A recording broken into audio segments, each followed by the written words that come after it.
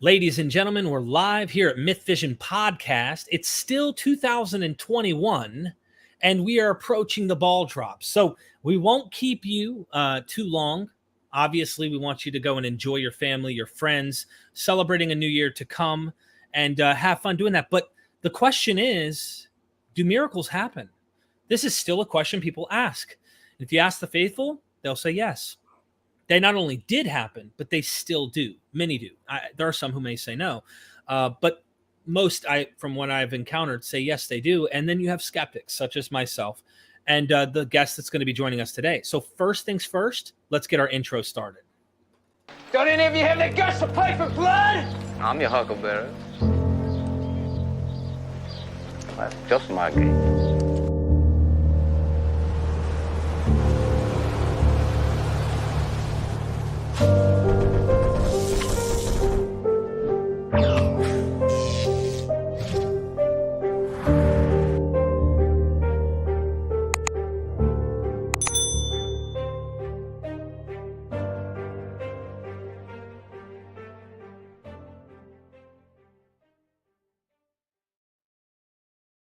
We are Mythvision. Welcome back to Mythvision Podcast. I'm excited about today's show, having a friendly dialogue, discussion, debate. You know, when I use that term debate, I don't mean it like everyone else where you're out here trash talking and smashing each other. It's minds conversating on ideas where you can actually glean information, and it isn't so much about competitiveness in that conversation. And that's what I hope happens today, as I always try to do on this channel. People love a fight, but I personally don't gain knowledge and insight and understanding from people that well when it's an emotional thing as much as it could be an open dialogue. So with that being said, here are our guests, but I want to promote them. First of all, I've got sharing the screen here. Let's do this. We have Caleb Jackson. He is a co-host over here at Pora. I'm just going to call it Pora for short. And go subscribe. That's down in the description. If there are any mods watching right now, do me a favor and try to copy the YouTube links and promote them throughout the interview. I like to promote my guests and let others know where they can go subscribe and listen to their ideas. So Caleb Jackson's here. Jonathan Pierce has a YouTube channel, A Tippling Philosopher. Of course, he'll be on the skeptic atheist side in the discussion today. Go subscribe to him if you haven't already. Please do. And also today, we have a new guest. Erik Manning's going to be joining, talking on the side with Caleb on the support of their Miracles Do Happen. Miracles do happen today. He has a YouTube channel here, Testify. Go subscribe. I just added it in the description. If you guys would, somebody post those in the chat. Also, the book Undead Caleb wrote, a historical investigation into the most famous miracle in history, and that would be the resurrection of Jesus. If you're interested in checking out what a Christian might say, and let me say this up front to go to bat for him, he's not like your typical Christians. The guy has actually read quite a bit of information, and he's a sophisticated one at that. That's coming from the mouth of a skeptic. I appreciate him. So if you're considering to do that, go get the book on Amazon. And of course, Jonathan Pierce has tons of books. Your latest book, if I'm not mistaken, Jonathan, is the Why I Am Not an Atheist, or Why I Am Atheist and Not Atheist. I apologize. Is that correct? That is correct, because it's an incredibly hilarious wordplay title that basically sets out my entire worldview, of which what we're talking about tonight is a part of that, which is, you know, extraordinary claims require extraordinary evidence. So awesome. That's part of my building up my epistemology. Man, I seriously appreciate that. And with that being said, welcome, gentlemen. Yeah, thanks for having us. Thank you for having us on. Thank you. I appreciate you guys for taking the time to do this on a day like this, and where everybody's ready to go party. You know, we heathens are, obviously. But I figured I'd allow you guys, Caleb, we talked about this before. This was totally last minute, to give you the opportunity to first present up front your case, an opening, if you will, for why miracles happen and why you believe that they still happen today, or that they happen at all. And then, of course, after that, I want to allow Jonathan on our side to present his opening, and then we'll have an open dialogue for like 60 minutes, if that, and then go to Q&A. So if our audience has questions, super chat your questions. I will be sure to get to them. Thank you. All right. All right. Well, thank you so much, Derek, for that opening, and Jonathan for being here. For those who have watched the channel a while, Jonathan and I have dialogued before, so the fact that we're doing this again shows that it went pretty well the first time, I think, right? So with that, let's go ahead and go over this brief presentation. I'll try not to be long. Can you see the next slide? Yes, we got it in there. Okay, good. You can. Perfect. All right. So I'm going to keep this fairly brief and just go over some main points. So first of all, the question is, can we really believe in miracles? Can they be rationally affirmed, right? And so one of my premises is that yes, testimony can in fact establish improbable events, even if they're initially improbable. So we see this with testimony of scientists with new discoveries. You could look at things like quantum mechanics and the double slit experiment, where they observe things that are counterintuitive to us, whether it's the contra causality of quantum mechanics and so forth. This is not something that most humans are familiar with or that's intuitive, and yet we have many people, credible people, who are telling us that they have observed this. And even though you and I can't necessarily go out right now and observe it because we don't have the training and the equipment to do so, we are rational to believe it because so many people in the community have done so.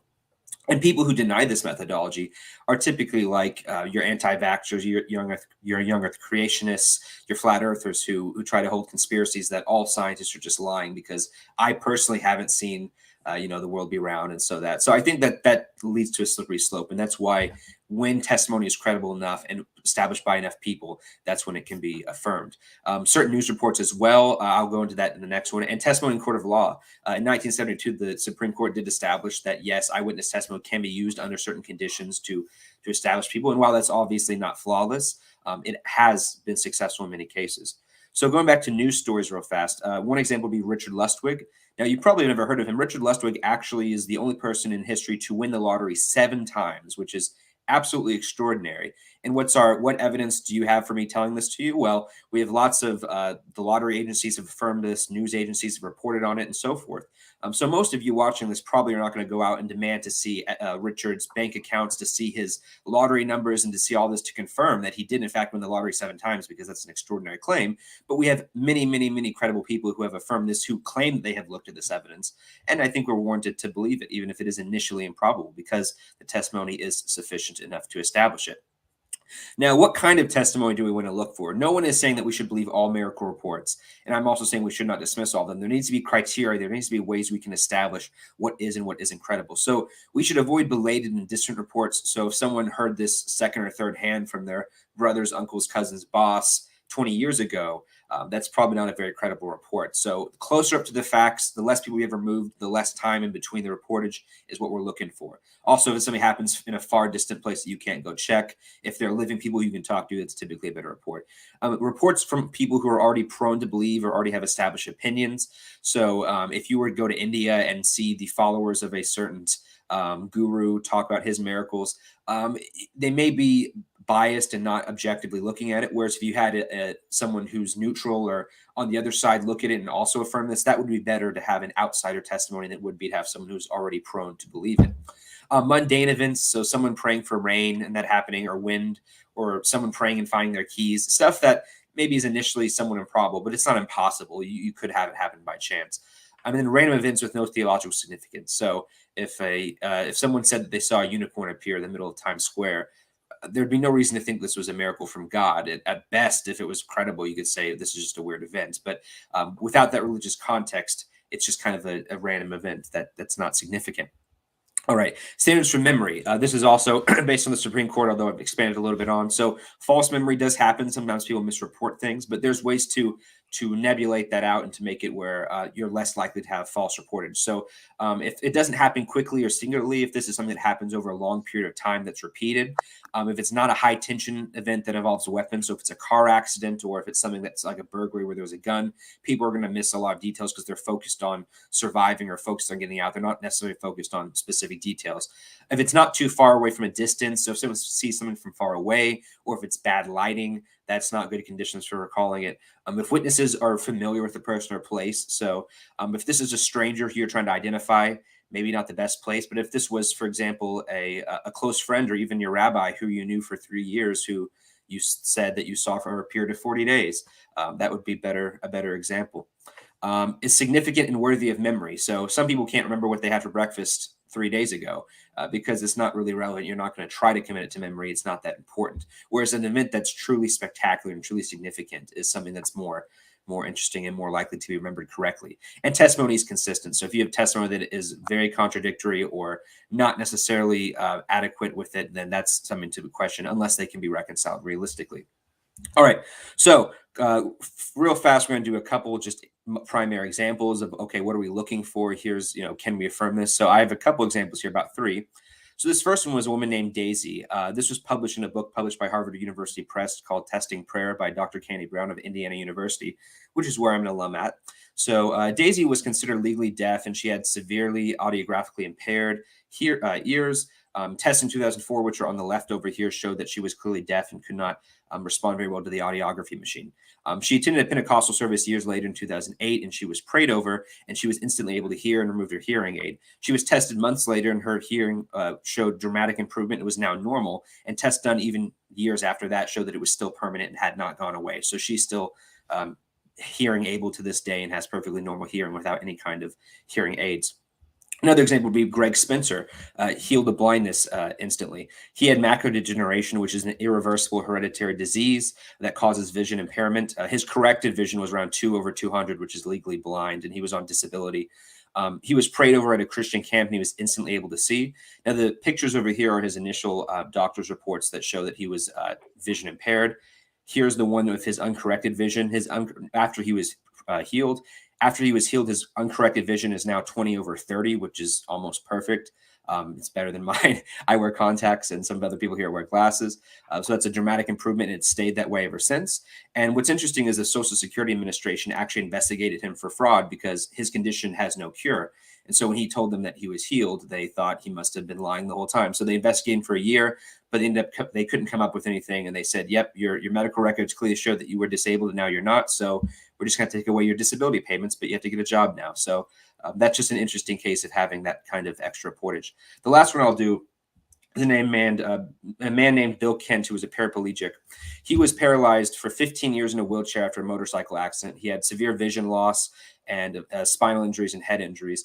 He was a paraplegic. He was in the Paralympics, actually, in 1988, which I have pictures on the next slide. And he was healed at a healing session in 2000, where he was prayed, and he instantly got out of his chair and started walking. And he still walks to this day with no help. His vision impairment also went away, and he was on 39 medications and had diabetes. Now he no longer has diabetes, and he's on exactly 0 medications.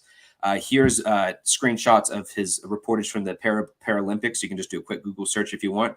He participated in 1988, which confirms that he was in fact disabled and was in fact a paraplegic, including by the Washington Post reported this as well.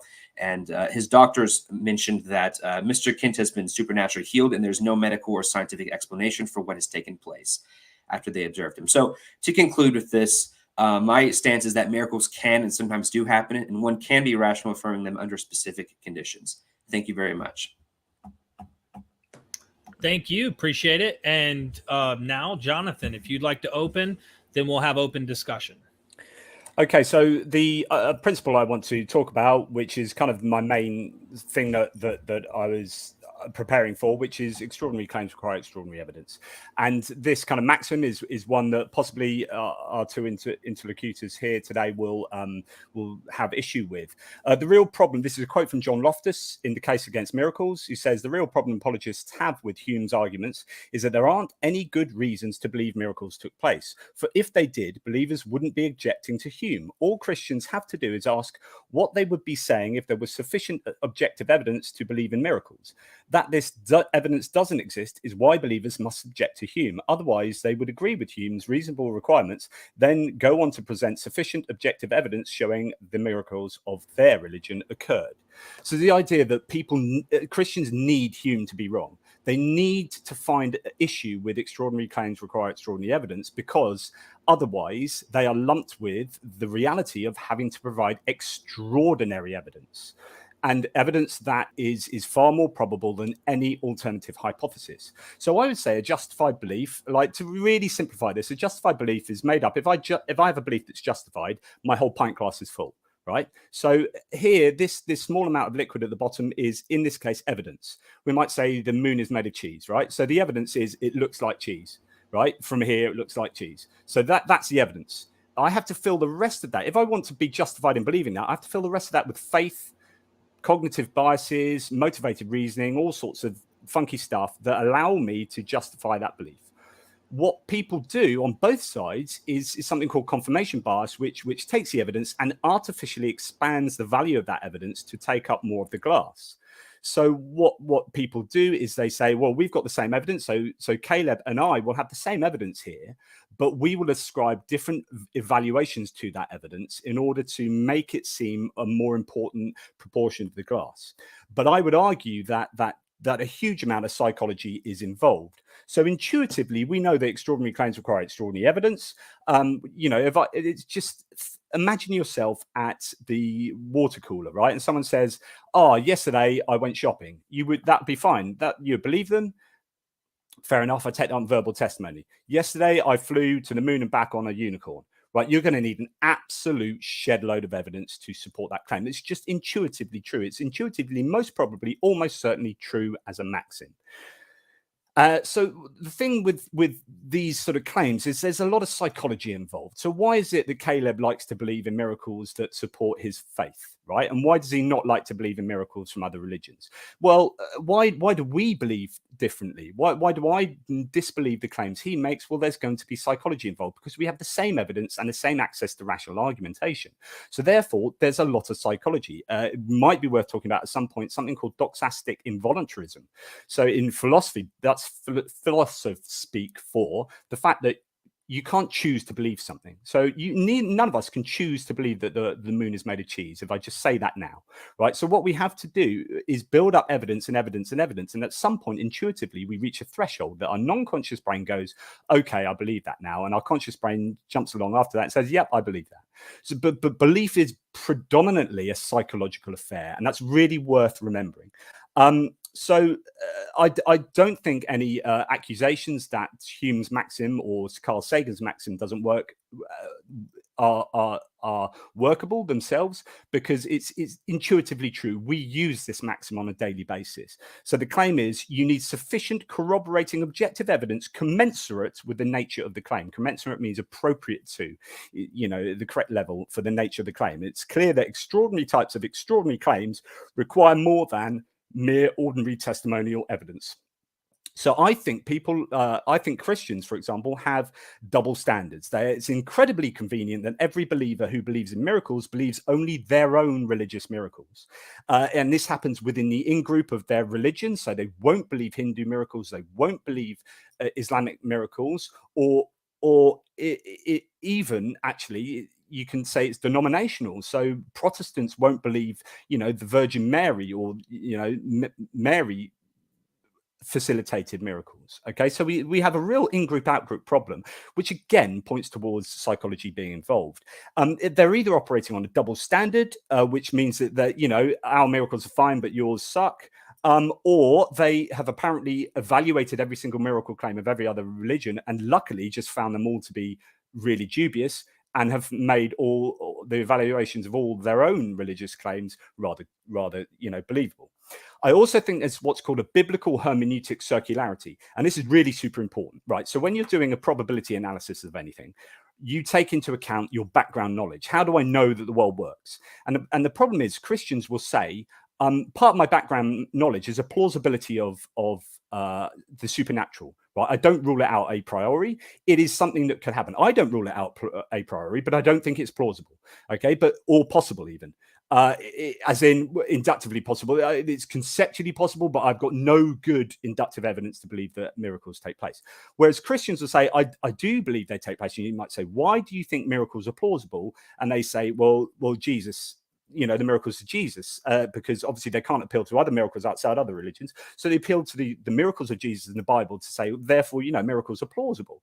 And then you say, well, why do you believe the claims of Jesus? Because surely you need to have this already held belief that miracles are plausible in order to find that the stories of Jesus are plausible stories.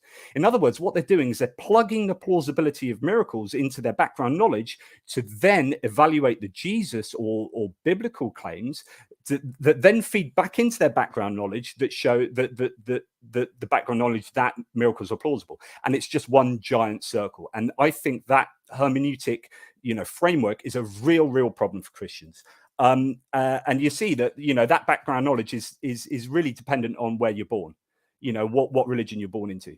It's incredibly convenient, and it's compounded, by the fact that they Christians, for example, will believe prima facie that the Islamic, miracle claims are false. You got Littlewood's law, which is a mathematical kind of thing. So talking about the miracle, the highly improbable claim of the lottery winner winning 7 times. Well, it hasn't broken the laws of nature, so this is totally naturalistic. It's just a very low probability, and we've got evidence commensurate to the claim, which is we've got physical evidence to show he's won that. There's loads of evidence. It's not impossible, and in fact, incredible things, if you define miraculous as highly improbable, like extraordinarily improbable, happen all the time, because it's about frequency. Things happen all the time. Shed loads of stuff happens all the time. So all the time there will be things that seem pretty incredible happening, right? It's all about frequency. If you've got 1 million lottery tickets, right, and the chance of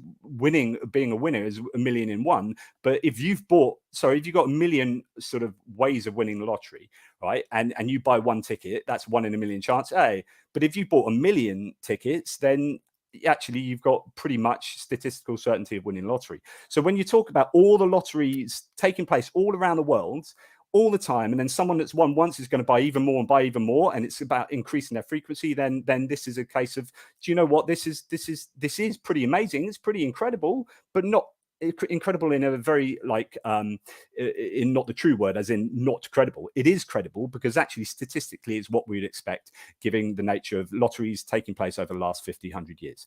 Okay, so Littlewood's law, and then we could look at particular claims, like, for example, I don't know, the Exodus. Is there enough evidence to support belief in the Exodus? No. God killing the firstborn children of all Egyptians just because Pharaoh said no. Even though God hardened his heart. Well, what's the evidence for that? Just 2,000-year-old book. Okay, well, what's the evidence to support that? Was no archaeological evidence, etc., etc. Problem. But if you don't like supporting the genocide of Yahweh, then you can try and support, defend the New Testament. Well, okay, well, let's take Jesus resurrecting. Okay, he appeared to 500 people. Do you believe that? Most Christians say, yeah, he appeared to 500 people. What's the evidence for that? 2 sentences in Paul. Who's Paul? Some guy who's trying to convince another bunch of people to believe in his cult and what he believes. Okay, so what's the evidence we got? 2 lines, literally 2 lines of evidence. He says, then he appeared to more than 500 brothers at one time, most of whom are still alive, though some have fallen asleep. Is that verifiable? No. Is it presently verifiable? No. Was it verifiable to the Corinthians? No. Did they verify it? No. You're believing that now, 2,000 years later, on Paul. What do you know about Paul? How do you know he's reliable? Okay, so, and then you get things like doubting Thomas. You got one of Jesus's own disciples, one of his apostles, who lived with all his miracles, saw him resurrected, still didn't believe. I don't get that. Caleb doesn't get that. Eric doesn't get that. He still didn't believe, and then he got to poke Jesus in the holy hands. It's just I think, if Thomas thought that he was okay to not believe Jesus in that moment, then what hope have I got in believing those claims? Right, from a book that is written by unknown authors at unknown times in unknown places, using ex post facto agendas, which means they already believed he's a Messiah and then came to write about him. Unverified, unverifiable, don't know the sources. Is the level of evidence commensurate to the level of the claims being made? No, not at all. Jonathan, we gotta pass the mic. I didn't even count this, guys. I wasn't putting timers on, so please forgive me. But I won't speak anymore. No, you're fine. I just want to go ahead and switch sides. Allow you guys to talk. Either one of you want to take turns. Let's have an open conversation and kind of press into these issues. Derek, I think your mic. I don't know if it's mine. I think your mic is a little weird. Your mic's gone. My mic? Now that's good. Now it's back now. Were you not listening? You couldn't hear me the whole time? No, we could. It was just muffled. It was weird. I know what you said. We got you though. Okay, all right. Awesome. Eric, do you want to go first, and then I guess Derek can talk after that, just so we can have equal time. I guess if Eric wanted to respond to any of that, Sure.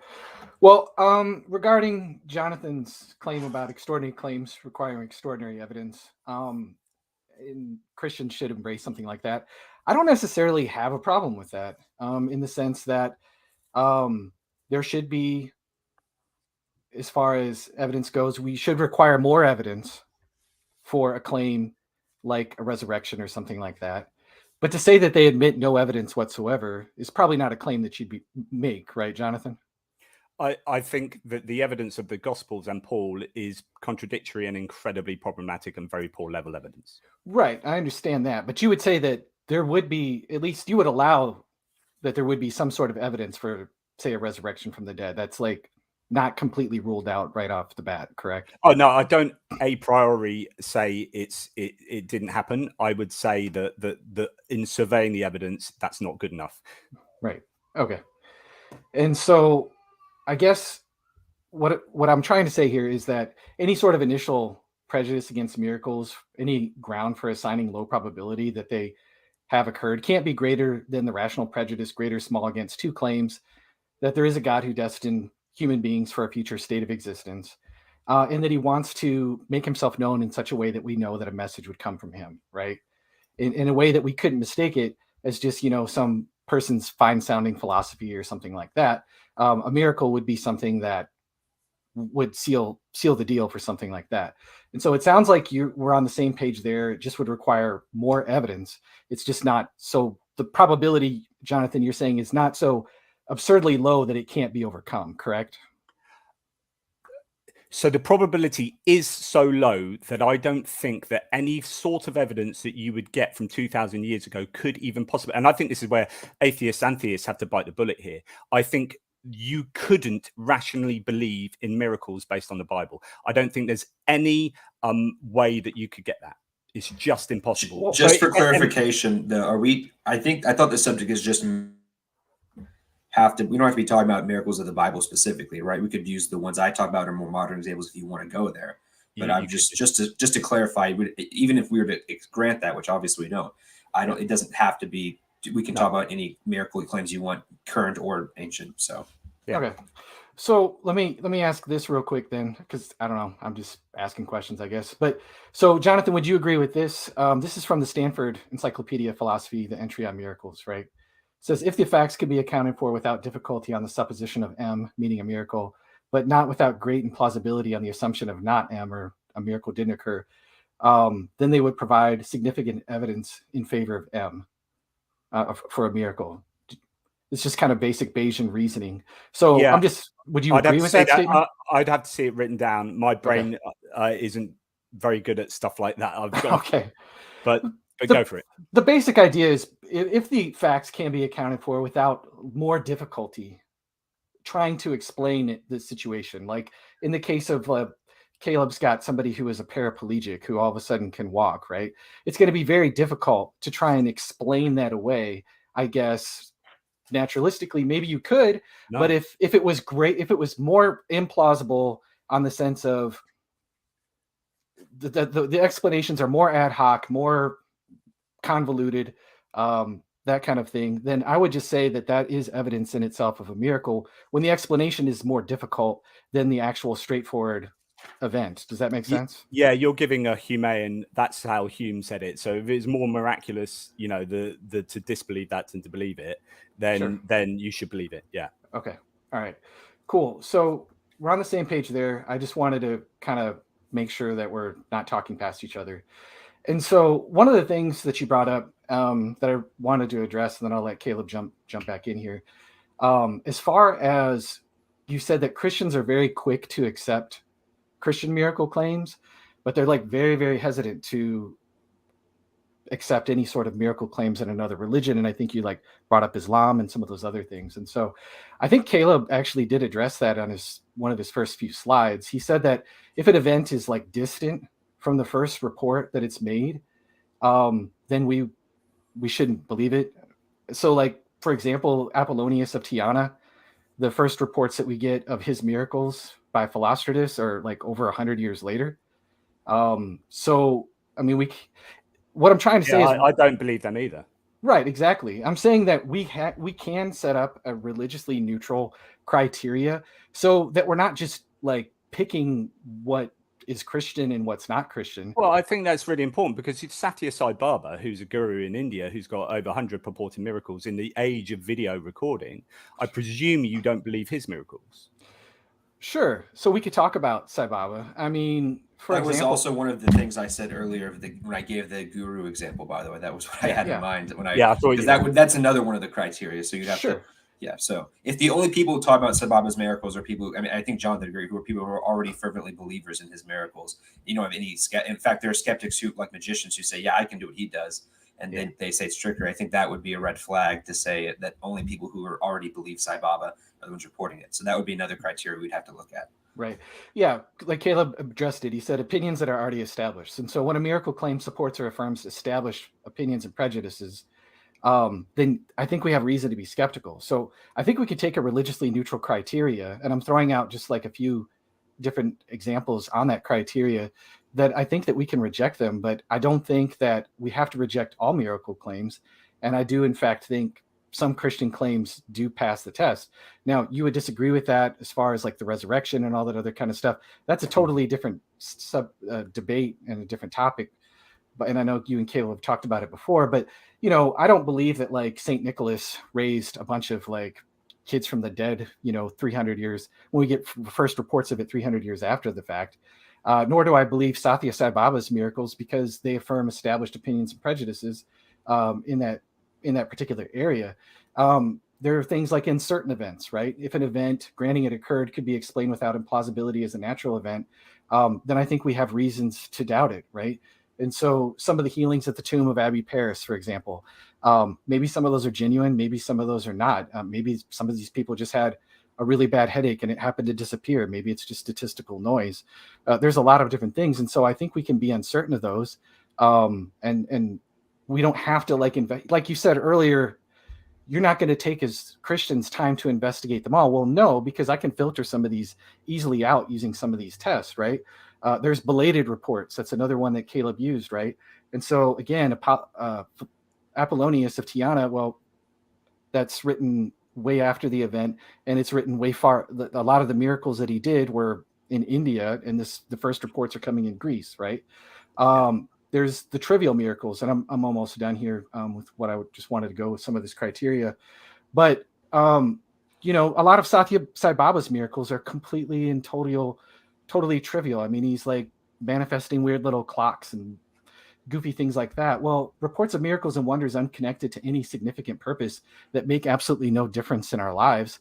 Like at best, I might just think, well, the world is just a weirder place than it actually is. But it's just like it doesn't do anything, right? I mean, T.H. Huxley talks about would you see it? Believe me, if I said I saw a centaur trotting down the street. Well, or Stephen Law says, if you saw somebody sitting in their room flapping their arms and they suddenly fly around and then die, rise again, and turn the sofa into a donkey all in one evening. Well, like at best, even if there were 70 witnesses to that doesn't challenge that makes no difference in my life. You know what I mean? That doesn't serve any significant purpose. But if it's true, that is someone being able to break the laws of nature. So yes, Satya Sai Baba's like miracles are kind of gimmicky or not important in the grand scheme of reality, but in another sense they are hugely important. If an individual can break the laws of nature at will, then I'm sorry, that's the biggest piece of news that I will have heard. Like, if it's true, right, that's the biggest piece of factual news that I would have heard in my life. I guess to me, if it's just trivial though, like at best, Jonathan, what I would say is the world is a stranger place, right? So you brought up, for example, Catholic versus Protestant miracles, right? And I'm a Protestant, and so I'm a little skeptical of some of like Marian apparitions or different things like that. But I don't rule them completely out altogether. Like, for example, Zaytun, right? Some of the Marian apparitions that have happened at Zaytun, I think those are better evidence than, say, some of the things that happened at Fatima, for example. Okay. I don't completely rule it out, but at best, I've concluded that after looking at this particular miracle claim, I don't just go, well, that's Catholic. I have a doctrine against that because it's Catholic. I just go, at best, that is weird to me. And maybe it's significant as far as Marian dogmas or something. And I could be wrong about that, possibly. But some of the things there just aren't enough to. It's not quite the same as somebody speaking to them and saying, "I am the way, the truth, and the life. Follow me. Your eternity is staked upon this," and different things like that. And so, So let me jump in here just a second. I got a simple question I like to ask. I like to get into our thinking. I have not explored all the historical examples of miracle claims from various worldviews, if you will. But do you guys grant? Is there a single miracle claim from a non-Christian faith that you are willing to say that really happened? Probably, yeah.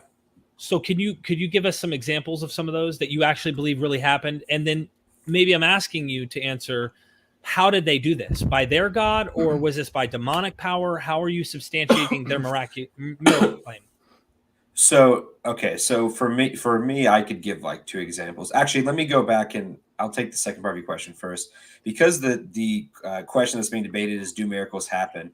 I think we can put aside the question of particular agency. I think as long as we can say something supernatural agent, whether it was a demon or angel or God or whatever, if one's willing to grant that, then technically the premise is already solved. That's more of a theological discussion. So miracle would have already happened. The agent would be a different question. So I don't know if that's overly relevant to the topic we discussed as far as which God particularly. But you're asking, do I think anything supernatural in another religion? One example, and in fact, I actually was going to bring this up when Jonathan was talking about biases, because there's a couple that are seen by people who are not part of that religion. So there's a paper published. I'll send it to one of you if you want to look at it, in an anthropology journal in the 1980s by a well-respected anthropologist from, I think, the University of Florida, who was doing research on a tribe in Africa. And he mentions watching them. They were doing a funeral rite where they were burying one of their drummers, and was severely decomposed. He'd been dead for 3 days. He's well known in the community. And as they were performing their rites and calling on their ancestors, and this is like I forget, like some kind of tribal religion, not a Christian religion. The guy, the scientist, who was an atheist at the time, saw a light circling around the guy, and he saw the corpse regenerate and get up and start playing the drums again. And other people saw this as well, and they were pretty normalized by it, but it really shook him. And he was, even decades later, still very young. You could tell it made him very uncomfortable to talk about it. And so he talks about this in his paper that was published in the journal, and he basically doesn't know what to make of it. He is at least convinced that he saw this man rise from the dead again. And that. So that would be one. Another one would be the one that Dale Allison talks about in Buddhism about rainbow bodies, which there are some photographs of as well, where eyewitnesses report bodies of Buddhist monks shrinking and then vanishing sometimes. And you have lots of eyewitnesses to this. So those are probably the most compelling ones I can think of. As far as agency, I don't necessarily have an opinion on that yet, but I am more inclined to think this is something actually supernatural than not. So I don't just dismiss all of them. And so that I kind of would if I hope that answers your question. Can I say something, Derek? Mm-hmm. I don't know. So your 3 examples that you gave, Caleb, I don't know of all 3 of them, but certainly I don't know about the middle one, but certainly the first and third, you're linking the miracle with the belief, with the Christian belief, with Christianity, either intercessory prayer or faith healing, right? Yeah, so, all 3 of them were with prayer. All 3, right? Yes, so that makes it really easy, right? Because none of those broke the laws of nature, as far as I understand them, and it's really difficult for me to deal with them because actually I know nothing about those cases, right? Sure, you presented things that I have no chance of researching, right? But I can tell you this: they appear to have healed in a way that has happened outside of those cases, right? So we have a situation where you are ignoring possibly 50, 100, a million, I don't know how many more cases of that happening outside of Christianity without connecting it with the prayer or the faith healing. You're ignoring all these other cases of it happening and concentrating on the 3. You're counting the hits, you're ignoring the misses, because you're saying, oh, look, these 3 had a moment of prayer, or this happened as a result of church. And I think that's really problematic. And you are causally linking them rather than it's a correlation fallacy. So that's if those things really did happen and they were veridical. Of course, it's far more probable that someone's mistaken or someone's lying, you know.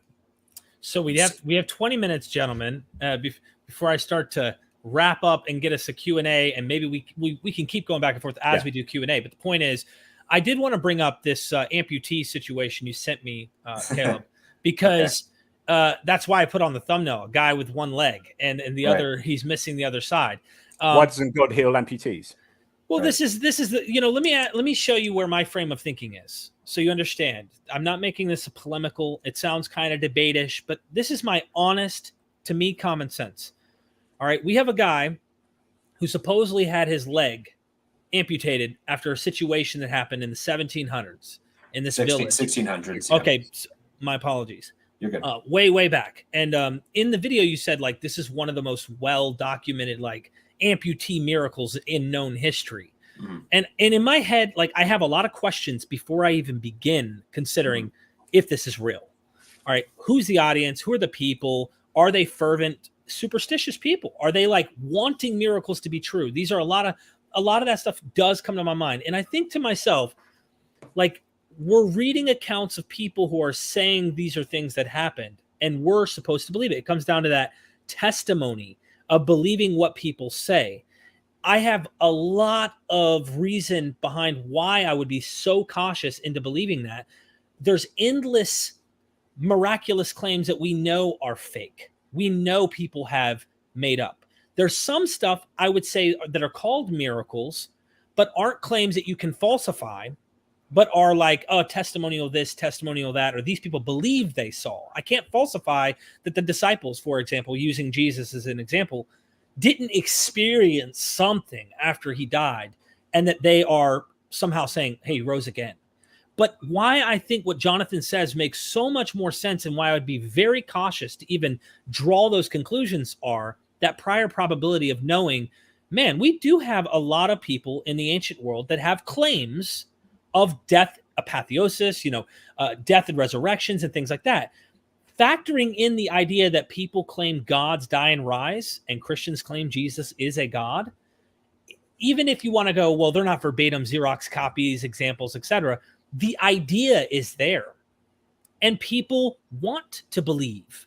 So I'm saying when you factor in all of these critical, being cautious, looking at these things, why should I believe a 1600 amputee guy of acclaim? Because the doctor who supposedly cut his leg off, who knows? He might have been bribed. He might have been pressured. No, it wasn't. So the doctor that's cited didn't cut his leg off. In fact, he was not allowed to survey the supposed stump leg after he came back to him. So this is called the miracle of Calendar, right? And it's I know that Caleb puts a lot of store in this miracle, and I can't tell you how problematic it is. But I've already spoken enough. But I can pretty much throw that miracle out of the window for you. Out of the whole thing, this is my point, and I'll be quiet. I just want Caleb to get where I'm coming from and why I'm sure you might go, Derek, I want you to get where I'm coming from, and I want you to get where I'm coming from. It's not even a who's going to win or not type thing. That's not my goal.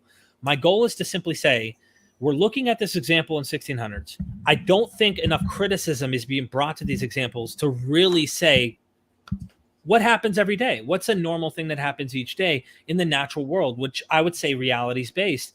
And when I look at that and I see World War I happen, I see the French Revolution, I see World War II, and how many people without limbs, without a single miraculous case that can be testable.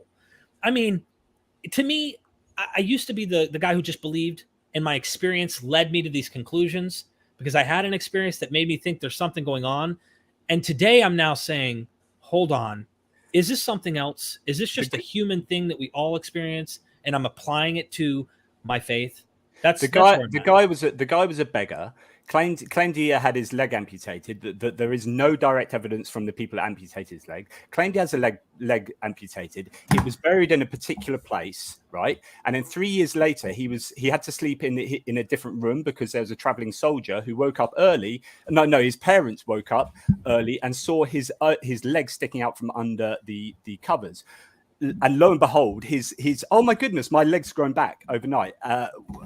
And it's really dodgy, and the leg wasn't found where it's supposed to be buried. That's because it never was buried, of course, and it's still got the scars on from that they knew he had before. In other words, he never lost the leg, right? This is clearly, and this we know we've got previous evidence of beggars faking. I've looked at videos on YouTube yesterday of beggars pretending to have fake legs and had their trousers pulled off them and showing their pretending to have a missing leg, an amputee leg, and Jonathan, and this is my question to both you gentlemen, why aren't we starting with this probably is that or a hoax or something else, because we have endless examples. Shroud of Turin, for example, some people dispute it and still say no, that's real.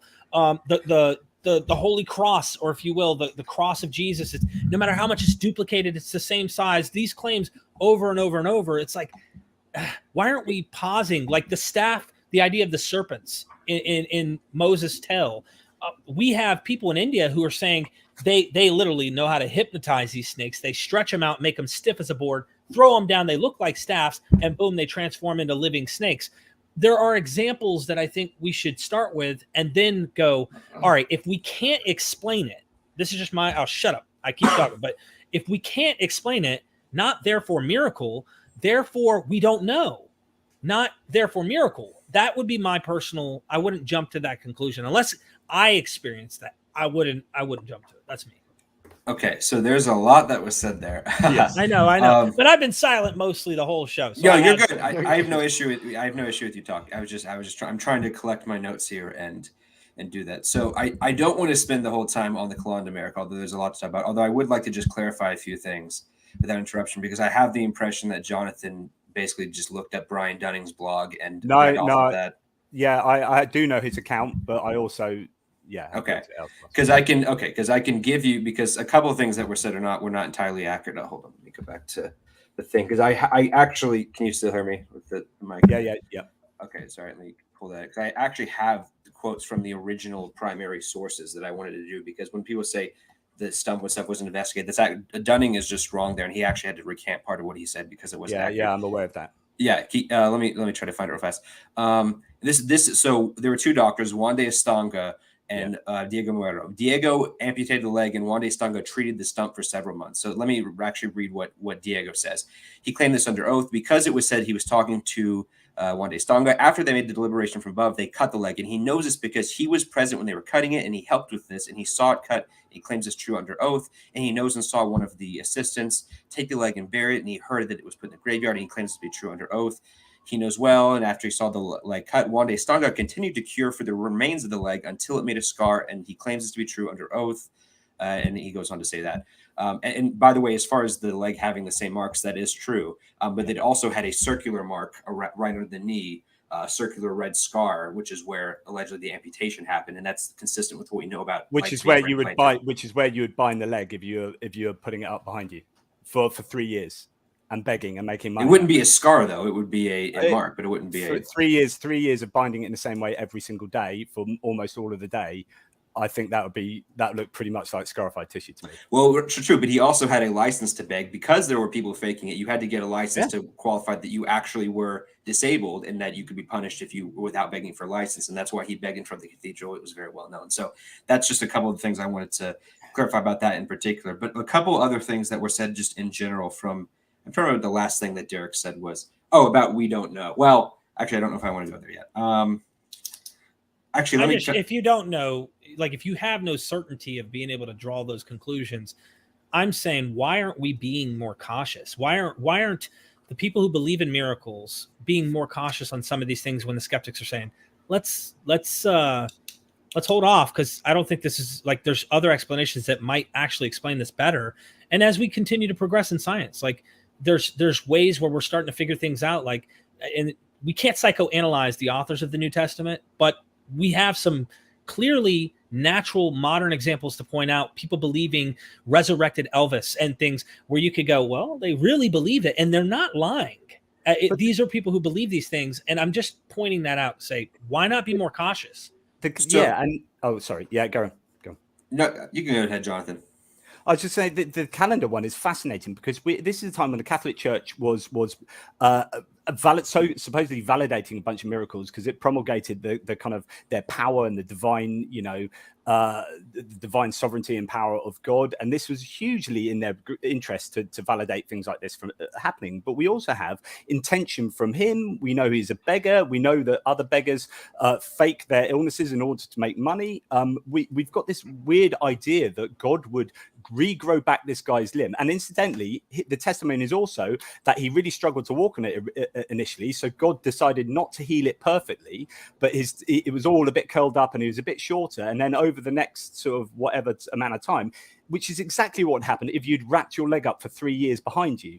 That's exactly the evidence you would expect. But it's anyway, also what happens when surgically we reattach limbs, by the way. But that's yeah. And why God would want to reuse that rotten limb that's been in the ground and not kill Hitler for some reason, like your quadriplegic Bill Kent is like, God sees it as more important to make some guy walk in a random church in the year whatever, rather than stop Hitler killing 6 million Jews. And you're like, well, I know this is Godwin's law. I brought Hitler into it, but yeah, we went a little off the topic there. But you've got to. I think that's really important. I could say something to that. I mean, miracles, as far as that goes, just because you experience a miracle doesn't necessarily mean your life is going to be easier. I mean, it's perfectly consistent with you bringing up the problem of evil. I mean, the Apostle Paul reportedly experienced miracles that didn't necessarily make his life easier. Allegedly, he was healed from blindness. He believed he worked miracles because it says it in his letters. That didn't make his life easier. And so, yeah, I mean, you're kind of bringing up a problem of evil thing, and that's kind of a separate debate. But I'm just saying that the existence of miracles. I would be cautious actually about Paul. I've got a expert that I'm trying to bring on about Paul and miracles. He's taking a unique stance of what was going on in this time, and Paul's position about miracles is a little bit like from his letters. Now you go to Acts, you could say he was blind, but you can't go into his letters and say he was blind and that he was healed of blindness. So there's a whole nother, this is another thing that, and I know we didn't want to go to Christianity specifically, Caleb, but it's like when we look at this, I can't help but go, these are legends. Okay. And Del C. Allison Jr. love the guy. The guy believes, and you got to respect the guy. Thank you. I love his book, but the guy is open and saying, these are legends. And when I say, man, in private conversation with him, I go, but do you think it's possible you're historicizing some things that might actually be legend? He goes, yeah, it's very possible. I'm getting the gist that he has told me openly, it was my experience with Christianity and Jesus as to why I believe. And he admits those biases are drawing his conclusions. I used to do this as a Christian and believe these miraculous claims because of my experience with Christ. It wasn't, let me be scrutinizing these miracles. I know some Christians who say miracles ceased in the first century, and so, I mean, why can't we at least, be more skeptical of the ones that are coming out and say, hey, let's see if there's better data here, or are we being fed misinformation? Could humans be at work here and the peer pressure of a community that is going through something, let's say, or they want to believe this miracle happened and they're pressuring everyone around and they're saying, please, I hope this was a miracle. I need something from God. Do you think everybody's going to go against that or maybe go with the peer pressure? I'm making examples to say human exertion may make a role that we just don't see in these accounts. The probability of alternative hypotheses needs to be entertained here, because in the miracle of the calendar, the alternative hypotheses have a greater probability. We have inductive reasoning to suggest that people lie about begging specifically, people lie about amputated limbs and begging specifically. We have evidence that this has happened before, and we have good reason to think that could be his intention. In fact, so the probability for an alternate hypothesis is higher than for the Christian hypothesis in this case, and I would say in all cases. You're talking about prior probability, Bear, but the difference is that from a Bayesian perspective, you have to look at the data you would predict under both hypotheses, what it would look like. So I will contend to you that yes, the null hypothesis should be to generally prefer a natural explanation to a miracle, which is why I have the criteria. And I think we can ask questions of, are they lying? Are they honestly deceived, or are they telling the truth? Then we can look at the other hypotheses. Are they lying? Well, let's look through the criteria of that. Are they honestly deceived? That's when we look at memory. Could they just be mistaken? Did they hear this from 3 other people? And you look at all that. So when we put those filters on and we can say it's very unlikely that they are either lying or mistaken, that's when you would consider the other hypothesis. And with not to go in there, but so to use the Kalanda as an example, yes, initially we could predict that this is a more likely hypothesis. However, the difference is we don't see with other cases, we don't see the doctors confirming that they did amputate it. We don't see them getting a license for this. We don't see the after effects of the limb having the same effects. So with that is more entailed under the miracle hypothesis than it would be under the alternative hypothesis. So you have to look at all of the data to some degree, yeah, absolutely, you're right, but it doesn't even go anywhere. It's not even infinitesimally like proportional to the prior probability, the lowness of the improbability of the prior probability. And plus, some of the data actually points towards the alternate hypothesis as well. The missing limb that was buried in the hospital grounds is missing because it was never amputated, and it's the same leg he's got on with the same scars. So I would say that actually that particular miracle claim, the alternative hypothesis, is that blows the Christian hypothesis out of the water. But yes, but when you have the testimony person saying, yes, I did bury the leg, and you have the scar from the amputation that stayed there, that's, again, you have to look at all of the data. We can't just pick and choose. So that's what I'm saying. So I just think it's more likely they're lying. Yeah, well, okay, but then you'd have to then you would have to factor in not just one liar, but many. Then you'd have to get a conspiracy where not just one person tricked everyone else. Many people lied, and you would be losing simplicity. There's a few people. Okay, so if you want to change the hypothesis, that's fine. But you're shifting from one person's lying to several people are lying, and it's a conspiracy. So that's fine. Still more likely. Okay, I'm just saying you'd have to change the hypothesis there, but. I think we covered most of that. I guess one more thing with priors real fast while we're still on that. And then how long do you want to go, Derek, until did you want anyone else to talk before we get I wanted to allow questions? Erik to speak because he's been really like me. But better than me. You're better than me on this show in terms of being quiet. But plus, I'd like to have him finally speak. We got 5 minutes till Q&A, and I'm going to go back and hit the super chats. If you have a question, feel free to super chat your question. Thank everybody in the chat for being respectful, even if you don't agree or you don't like the conclusion these guys take. I'm just asking people to not be derogatory at the end of the day. That's it. You can be critical and say, I despise their worldview, whatever. Okay, same with us. You can think my worldview is ridiculous. But anyway, Caleb, did you want to say something and then let Erik? No, Erik can go ahead. I don't really have a whole lot. Jonathan, as far as I think we all agree that there should be some kind of a filter. It should be religiously neutral. I think we agree. I think we should focus kind of on what we agree. I think we agree in a lot of ways more than we disagree, in the sense that there should be religiously neutral criteria that we should be able to filter these things out. I think Jonathan would argue that some of the criteria that I raised,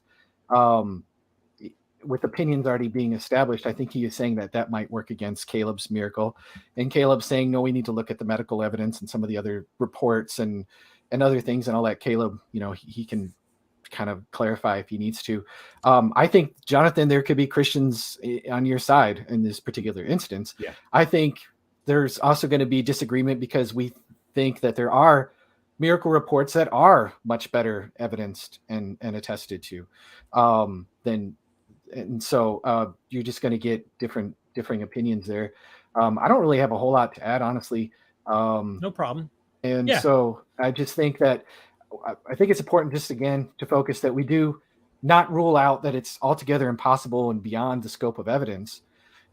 It's just, and it requires more evidence, but these things should be filtered out and we should be skeptical. I'm with you, Derek. I don't think we should just accept every miracle claim that comes shooting down the pike and just be gullible like a baby bird with its mouth open, just poke anything down there. Like, no, let's not do that.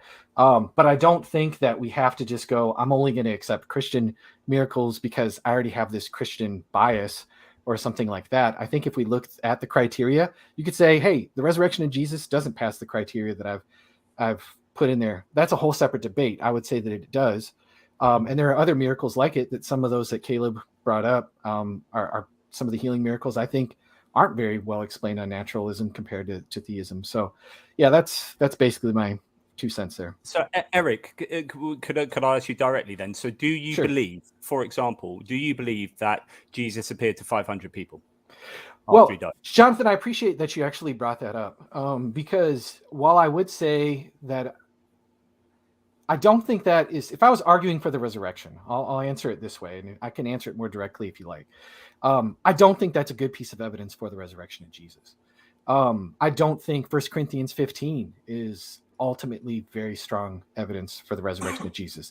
I think 1 Corinthians 15 gives you very limited information. And I don't think I'm not a minimal facts guy. I disagree with Mike Lacona on his take of how he would defend the resurrection. I disagree even some with Bill Craig on how he would defend the resurrection. I'm much more of a maximal data guy. I think you need to argue for the reliability of the Gospels, which I know you would say, no, you can't do that. And I would say, yes, you absolutely. Jonathan's debated Liddy McGrew, by the way. So he's more than, both of them are familiar. And Erik is good friends with the McGrew, so I'm sure they would have a fun interaction. But what you've done, Erik, thank you for saying that, because you've actually nailed the entire debate about, for example, Jesus' resurrection, which is the data. If you're a maximal data guy, then the data is the Gospels, right? It's not Paul particularly. It's the Gospels. Not particularly. I'm kind of agreeing with what you said, because I think 1 Corinthians 15 is weak too, comparatively speaking, and just objectively. I have a whole series of videos where I just say minimal facts is a terrible argument. It should be used. So. Yeah, so it comes back to, and this is the importance of saying this earlier. So it comes back to my opinion, and probably Derek's, of the Gospels, is that it provides this much evidence for a justified belief in the resurrection, the truth of the resurrection. I would suggest, because you have that's the same evidence. We're looking at the same evidence, but you see that gospel evidence as coming up to here, right? And so therefore, I would argue that you are using confirmation bias and other things to expand that evidence to a much greater value. Yeah, sorry, I didn't mean to cut you off. I apologize. No, you're right, but I've said it. No, I apologize. I don't like using psychoanalysis at all. I just rather stick to evidence. I think we could always, psychoanalysis can work both ways. I'm not going to go like, well, I won't name names, but I won't go like certain apologists and go, well, you just don't believe because you're suppressing the truth and unrighteousness. And it's confirmation bias there, right? You guys don't like that. Listen, I'm a former atheist myself. I didn't want Christianity necessarily to be true. And I will admit, part of the reasons why I believe is because I've had religious experiences and things like that. Right. And I'm willing to talk about one that I think was borderline on the miraculous side. I had a situation too. Maybe we could talk about this on a future time in terms of getting off of heroin. I mean, I was a junkie. I was injecting heroin, but I literally had became a non-believer as I got clean. And it's amazing. Maybe we could discuss how our worlds went in opposite directions and we think that we're actually going toward truth. That might be an interesting thing in the future.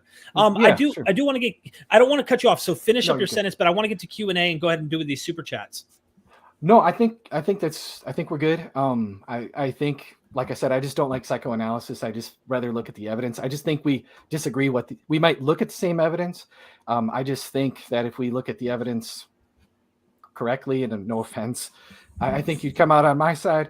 But I don't think you're completely unreasonable, if you disagree. I just think it needs to be hashed out more. And I think a lot of the evidence for the Gospels is vastly misunderstood. That's all. Sounds like we need a future discussion with Jonathan and Erik on the live. Oh, no. I don't know. Jonathan's way more experienced. This is the only second time I've done something like this. So hey, it's good that you got out and you're doing this with Caleb. We know Caleb's secretly on our side. He's pretending. We know. No, I'm kidding. Hey, Erik, you all call me a liberal all the time. We call him CJ the Lib. Yeah. I could probably find some Christians who don't think you're a Christian, and I'll just roll with the punches. I think Erik has been told he's not a Christian because he's like the minimal facts, right? And comments like that. I did have one comment that somebody said I wasn't a Christian because I rejected the minimal facts, and it's like, dude, I'm saying the Gospels are reliable. Anyway, go ahead. Yeah, they don't get it. But look, I wasn't a Christian to Arminians because I was a Calvinist. But let's get to Q&A here. I got some super chats. Kirk R. And I wasn't always a Calvinist, but thank you for the super chat. If car keys get found after a prayer, then many will claim that's a miracle that happens every day. It all depends on the definition of miracle. Would you guys like to respond to that? And keep in mind, we have other questions. I think I mentioned this in like the mundane things don't count. I think Jonathan and I would probably agree that I don't think a miracle is just something that's relatively improbable. It needs to be something that's like impossible without divine intervention. So we're not talking about someone winning the lottery a lot or someone praying and finding something. We're talking about people getting limbs back, people recovering from diseases that have no cure, stuff like that, people levitating, all that stuff. Yeah. Sorry.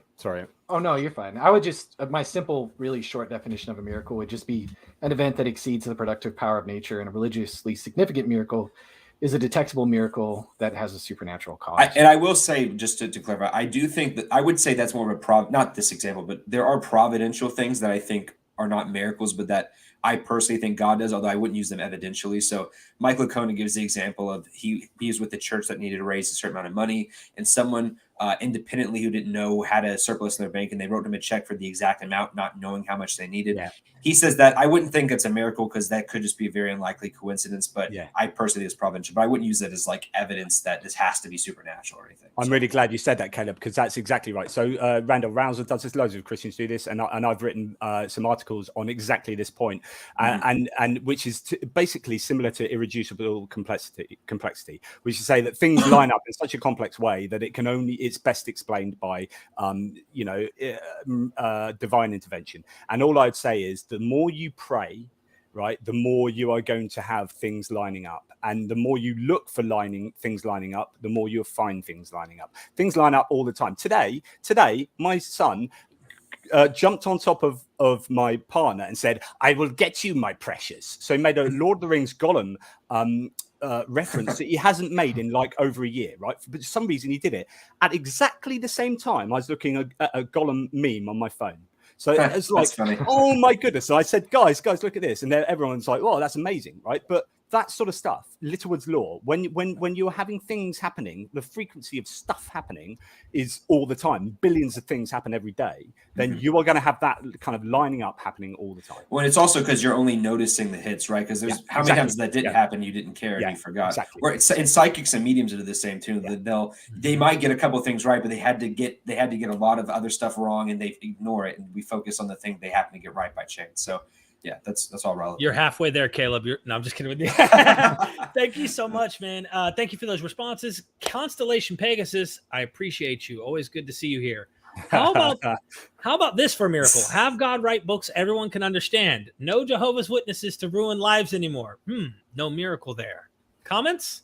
I'm not going to defend Jehovah's Witnesses. So as far as I don't think God ever says he would write a book everyone can understand, because obviously Christians debate all the time as far as exegesis. But I guess one thing I'll say is there's almost a little bit, although I understand the frustration, there's a little bit of excitement for me because I think dialogues like this are so interesting. And I feel like the view of Revelation some Christians take that the Bible just gives us everything we need to know and that's it, is a very boring view of God to me. I think a God that you have to learn more about and discuss and build community with other people by debating these things is so much more interesting to me. It makes me pursue God so much more than just being told everything, believe it, that's it. And I wouldn't we don't spend time debating whether trees exist unless you're solipsist because it's just so obvious. So I think the fact that we're debating and discussing these things just shows that it's important and it builds our character. So that's just kind of what I would say to God being more clear. Thank you. I really agree with that. However, I would say that and this I will only just mention this because it's a right old rabbit hole.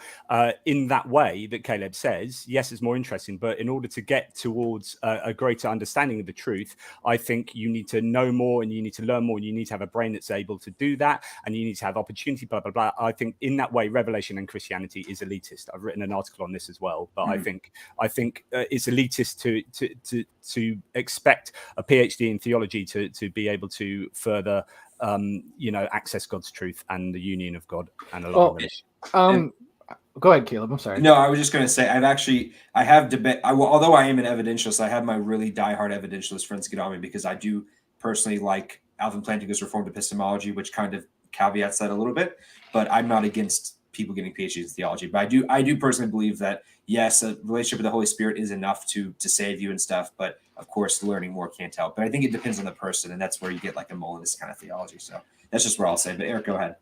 Well, yeah, I'm not Reformed, but I do think the Westminster Confession of Faith does have a good point here when it says that all things in Scripture are not alike plain in themselves, nor alike clear unto all, and yet those things which are necessary to be known, believed, and observed for salvation are clearly propounded and opened in some place of Scripture or other.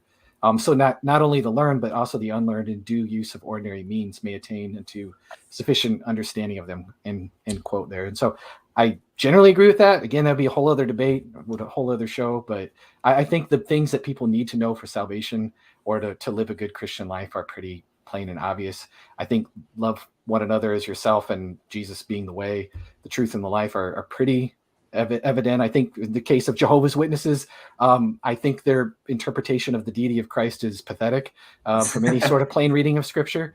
So I don't really think that it's so foggy. That's why they have their own translation, by the way, because of that, for the exact reason. Now, I know people could go through a whole, why do they debate this at church councils and different things like that? And that's a whole other argument, but yeah, we're also not Catholic, so we don't care what the council. No, we don't care what the council says. Whoa. I will say this: just the idea of have God write a book everyone can understand. There's a lot to factor in there on how we're even getting to this. When I was a fundamentalist evangelical who believed in the inerrancy and fallibility of Scripture, that now, with what I know now, that is a problem.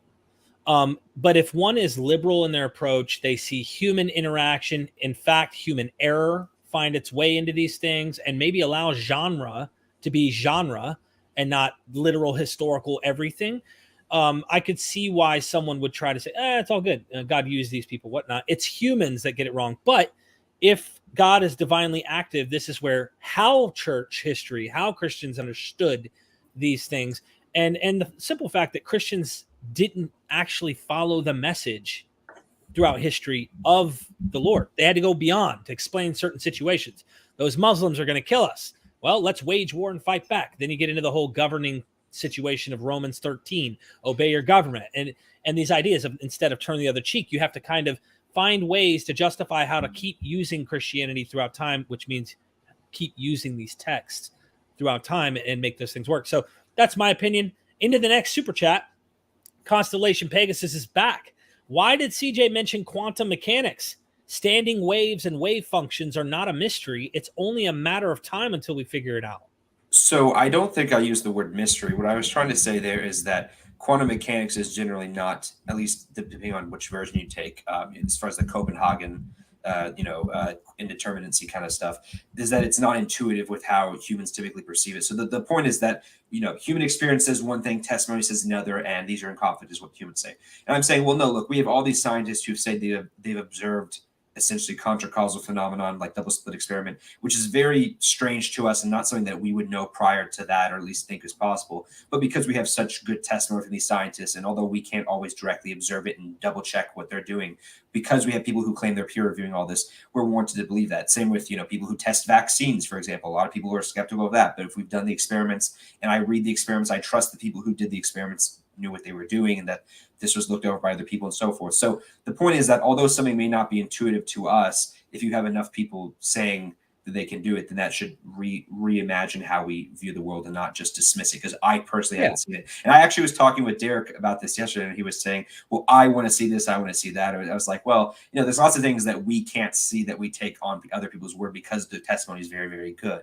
So that's just what I was kind of pointing out. But I think with those phenomena, what we do is we integrate them into our known frameworks, or we change our frameworks to adapt them, and we test the heck out of them. We test the heck out of them and understand them and seek to understand them, and we assume metaphysical naturalism. We don't go, oh my goodness, God did it. The quantum, don't understand it, is God, right? We go, how do we understand it? Let's test the craziness out of this. And yet, with someone like Healy, why aren't scientists testing the heck out of your three examples of healing? It's because it's actually naturalistically explicable. All that's happening is it's actually that complexity thing going on again. It's trying to draw an intention, a line of intention between these different phenomena that are going on, right? So you're saying that some guys' eyesight's got better, okay, or some guys' walking's got better, okay, but it's actually caused by this divine thing. Well, scientists are not going to be bothered about trying to find that out. It's just like, I think these are two completely different areas, and I think, I actually will agree with that. I think that is a more of a philosophical question as far as agency goes.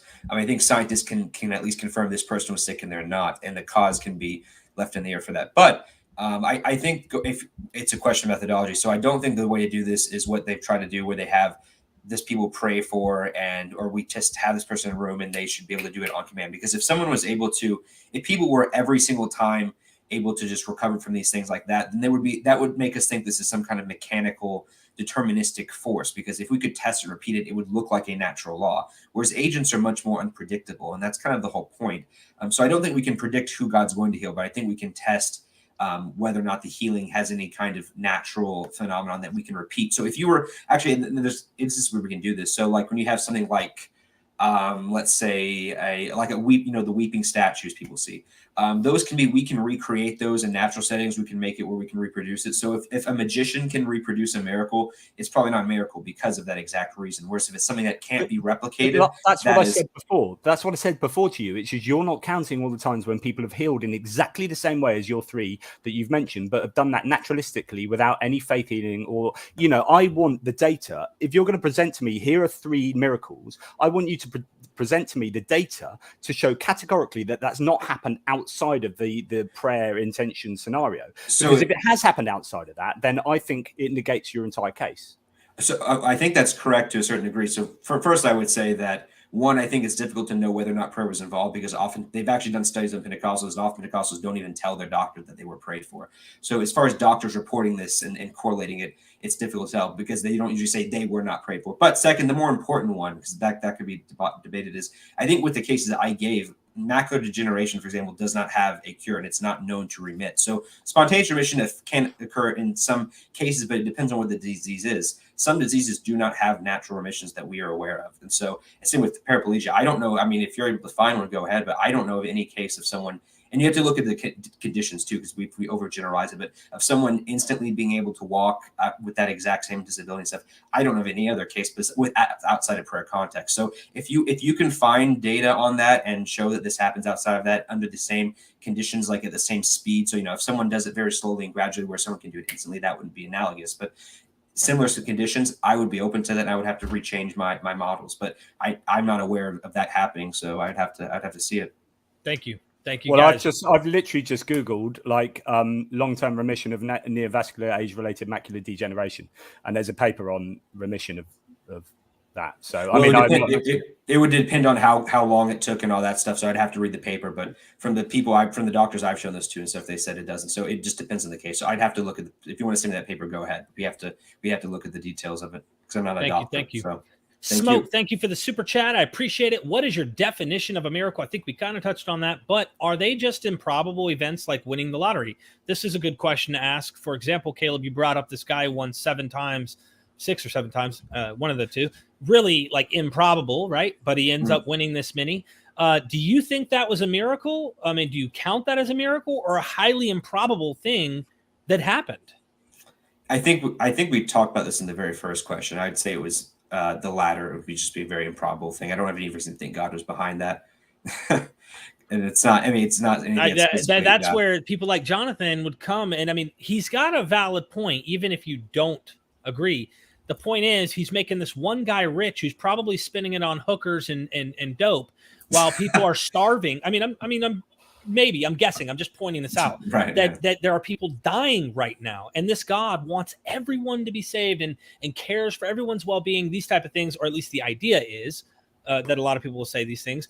You can bring in suffering servant ideas. You can bring in like everything has a purpose. I'm just pointing out from the naturalist worldview, it looks silly, and it's like, what is this story? If this is all a story that God's writing, what kind of story is this? This is someone walking again is more important than curing malaria.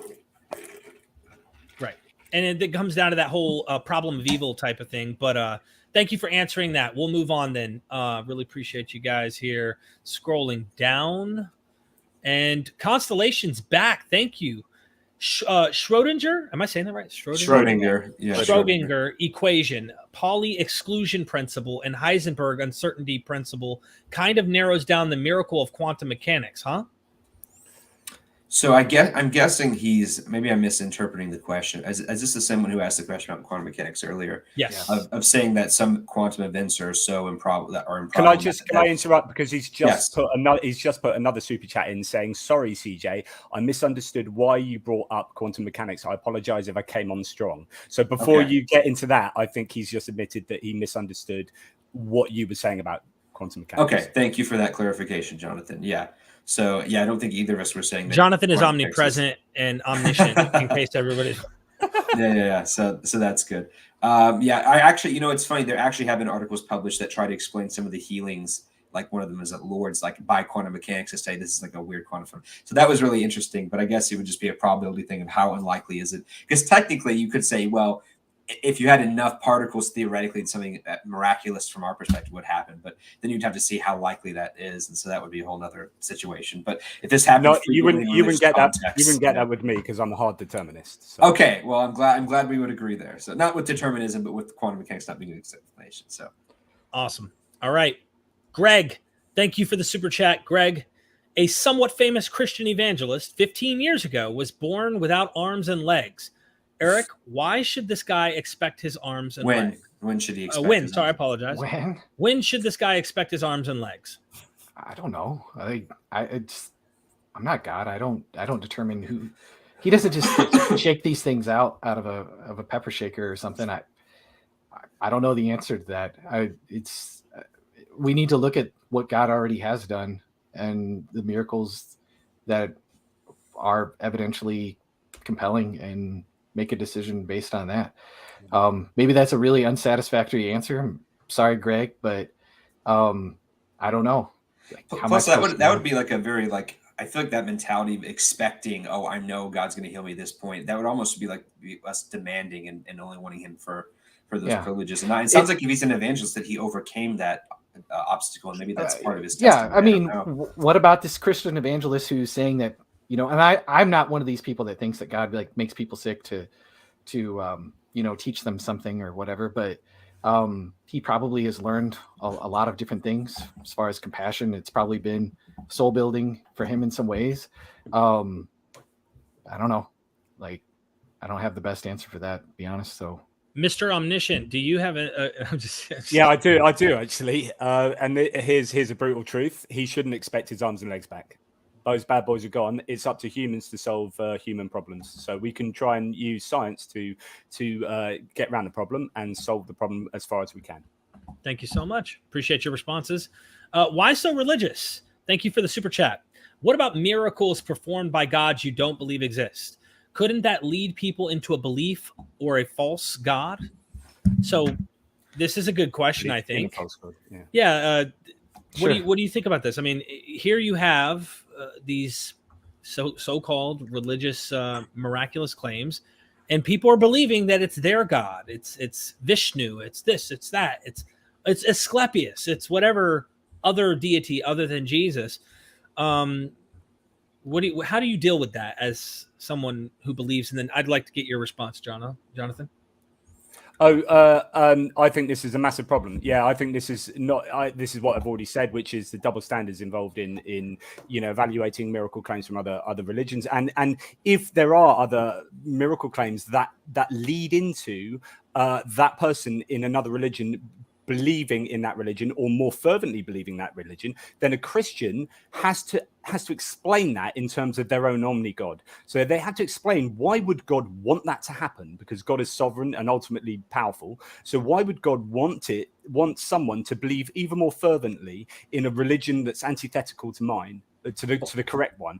And I think all these kind of scenarios are even more problematic for the Christian, because when you believe in an omni-God, you have to explain every single problem in the world in light of an omni-God, and that is exhausting. Well, I would just say, what miracles do they have in mind? Like, can you give me a specific example? Does that example fall afoul to the filter that we've talked about already? Also, even if there was a miracle in another religion, I mean, it just kind of depends on what that miracle is. I mean, drawing from my own faith tradition, I don't think that every single miracle has to necessarily be a guarantee of a truth of a particular doctrine. It says in the Gospels, for example, that Jesus fed the multitudes with the loaves and fishes because people sat and listened to him for several days, and he didn't want them to walk back hungry. Maybe he said that he had compassion on the multitudes. And so I think it's a mistake to see that the chief purpose of miracles is always to be guaranteeing a certain doctrine or theological truth. I interpret the question differently, Erik, though. I think what he's trying to say is that it doesn't matter how you or I interpret or evaluate that miracle. If someone else believes that miracle, validates their belief system, then the way I would interpret that question is, how would you explain that with your God? I would just say, I would want to know what the miracle was. I'd want to know the specific evidence, and I would want to look at it just on a case by case basis. Does it run afoul to the filters that we've set up in place? Because if it's just something that they've credulously believed, they prayed to Vishnu and they had a migraine and it disappeared in a half an hour. Well, I mean, we know headaches go away. Like, I just need some real examples. If you can give me something like a resurrection from the dead or blind eyes person opened or something like that, then I might have to update my beliefs. Okay. But until I see that evidence, then this is just theoretical. This is just like a bare surd, you know. I mean, one example, and I don't know, I need to look at the source myself, but from what I understand, there's a healing story of Asclepius, a man without eyeballs, like born without eyeballs. He goes into the temple. And now, mind you, we're talking about ancient literature, and we're reaching into a time this isn't verifiable any way, shape, or form. But he comes out the next morning with eyeballs. It's not like this guy was born with some blindness. He had like 20 over 200 or something, and then all of a sudden he starts to see better. You know, could placebo effect take place? Is there possibly something we don't know scientifically in the natural world that could explain this data? And is it more plausible to go with that explanation versus literal spit here? And this is an actual divine metaphysical, if you will, interaction with this guy's eyes. Whereas Asclepius actually had the eyeballs that were not even there appear out of nowhere. You probably wouldn't believe that story is true. And for the same reason, when I look at the Gospels, for example, or other New Testament literature, I'm highly suspicious, especially when we get to the real stuff, like when we get into Paul's letters. If I'm granting there's some real writings here, he's not talking endlessly about Jesus's miracles that he's performing. There is no like, oh, by the way, I walked on water and this and that. So the Gospels seem to fit a genre, I think, that we would just disagree on how we're approaching those texts. And those are my 2 cents. By the way, can I just say, this is unrelated. I'm just going back to something Jonathan had brought up earlier. So from what I was looking up real fast, there is a difference between juvenile macular degeneration and age-related macular degeneration. So the one that Greg Spencer had was juvenile because it was from an accident he had in his youth. Age-related is something that's more natural, that remits, that you get when you just get older and your eyesight gets worse, whereas the other one is more hereditary in that. So that's the difference that I was pointing out. So that's just as a clarification. I don't know if the latter kind remitting. So I didn't want to get off track. I just wanted to bring that up. Thanks for that. Thank you. Oh, my good friend Eddie at Brute Facts Podcast. Love you, Eddie. Thank you for the super chat. JP, Jonathan Pierce. The McGrew's Bayes factors are so top heavy, they even overcome a prior probability of 10 to 40th. The prior probability is so low, it doesn't even need to be quantified for the resurrection. Thoughts? I would need to go and look into this, but my initial thoughts to this are, first of all, the McGrews, or Lydia McGrew particularly, is just really problematic with her probabilities. So she does, like I've said before, she does possibility ergo probability. She says, look, this thing's conceptually possible, and then she goes, that's what happened. Because there's a conceptual possibility that it might be able to happen, it explains this problem I have, this contradiction, this historical anomaly, or whatever. Therefore, it happened. And then she jumps from like something that has a negligible probability into something that has like a 90% probability, without really explaining how that works. But as far as an actual Bayesian analysis here, the problem is, it goes back to my circular comments about circularity earlier, which is depends what you have in your background knowledge. So if you have a background knowledge where, do you know what, miracles aren't only possible, they are probable on my Christian understanding of the world, which is taken from my analysis of the biblical miracles themselves. Then you're going to skew your probability analyses. But the problem is that believing that the Bible is true is based on this background knowledge, but that background knowledge is based on because the Bible is true. And so you've got a circular argument, and that's a real problem. And I imagine that's where she's going wrong. I would say Lydia would completely disagree with everything you said, Jonathan. Yeah. I don't think that there's any circularity going on. I would encourage your listeners. Here's what I would say. Why not? Well, here's what I'm going to say in response. I'm going to let Lydia speak for herself because she's made a video for this. It's 17 minutes. You just look it up, Lydia McGrew, on setting aside the probability of the resurrection. And she actually explains her position, because I don't want to, I could probably give you my interpretation of what she says, and I don't want to butcher it. I would just say just get it from the horse's mouth, because one of the things that I've noticed with the McGrews in particular is they're often, and I'm not saying Jonathan's doing this, but they're often strawmanned and misrepresented, and it would just be best to hear directly from her. But I have check out debated that her. video. I've debated her in public, and what I said about possibility ergo probability is exactly what she did. Like, her defenses of the Quirinius census and the dating of Herod and the census were entirely improbable, and she jumped from this could be how it happened, therefore that's how it happened. If I can defend her real fast, and Lydia McGrew doesn't necessarily like everything I've said, so it's going to be funny me defending her, but regardless of whether or not you agree with her, I believe what her argument is she thinks that given other data, the guy, I know Jonathan's not going to agree with this, but this is just what she would say, that the Acts and the Gospels are very reliable, and she thinks that they are written by people who are trustworthy and eyewitnesses. Therefore, she's saying, although we can't verify everything they say, because we have good reasons to think they're close up to the facts, we should basically give them the benefit of the doubt. And so if something looks like it's contradictory, but it can be reconciled, it's more probable that it can be reconciled because of the track record that we see in the other areas of evidence. I believe that's how I understand her argument. I'm not saying you have to agree with what she says, but that's just how I think she would say it. I could quote the McGrews right here too. I mean, this is Tim McGrew. I quoted it actually earlier. I should have gave him credit, but they just say that any initial prejudice against miracles, any ground for assigning low probability to the claim that a miracle has occurred, cannot be greater than the rational prejudice, great or small, against the conjunction of two claims that there is a God who's destined human creatures for a future state of existence, and that he wants to make it a way known that a message comes from him. And so he's just saying that the conjunction of those two claims would not be so low as to where any well-informed person, couldn't reach that by evidential standards. And so they're just saying that, again, watch the video, but they're just saying that it's not so low that it can't be overcome by evidence. That's all they're saying. The problem is there's a couple of things I want to say to this, if I can, really quickly. Now the problem, I've analysed one of her videos the other day, and I've cut it into pieces and done a load of videos on it. Now, she will do things that I think are just disingenuous, and I'm sorry if that's harsh, but she will say Luke is a historian, and she'll slip it in. She'll say Luke, who is a historian, says this and this. And there's no, because if you think Luke's a historian, then straight away you are going to give a greater probability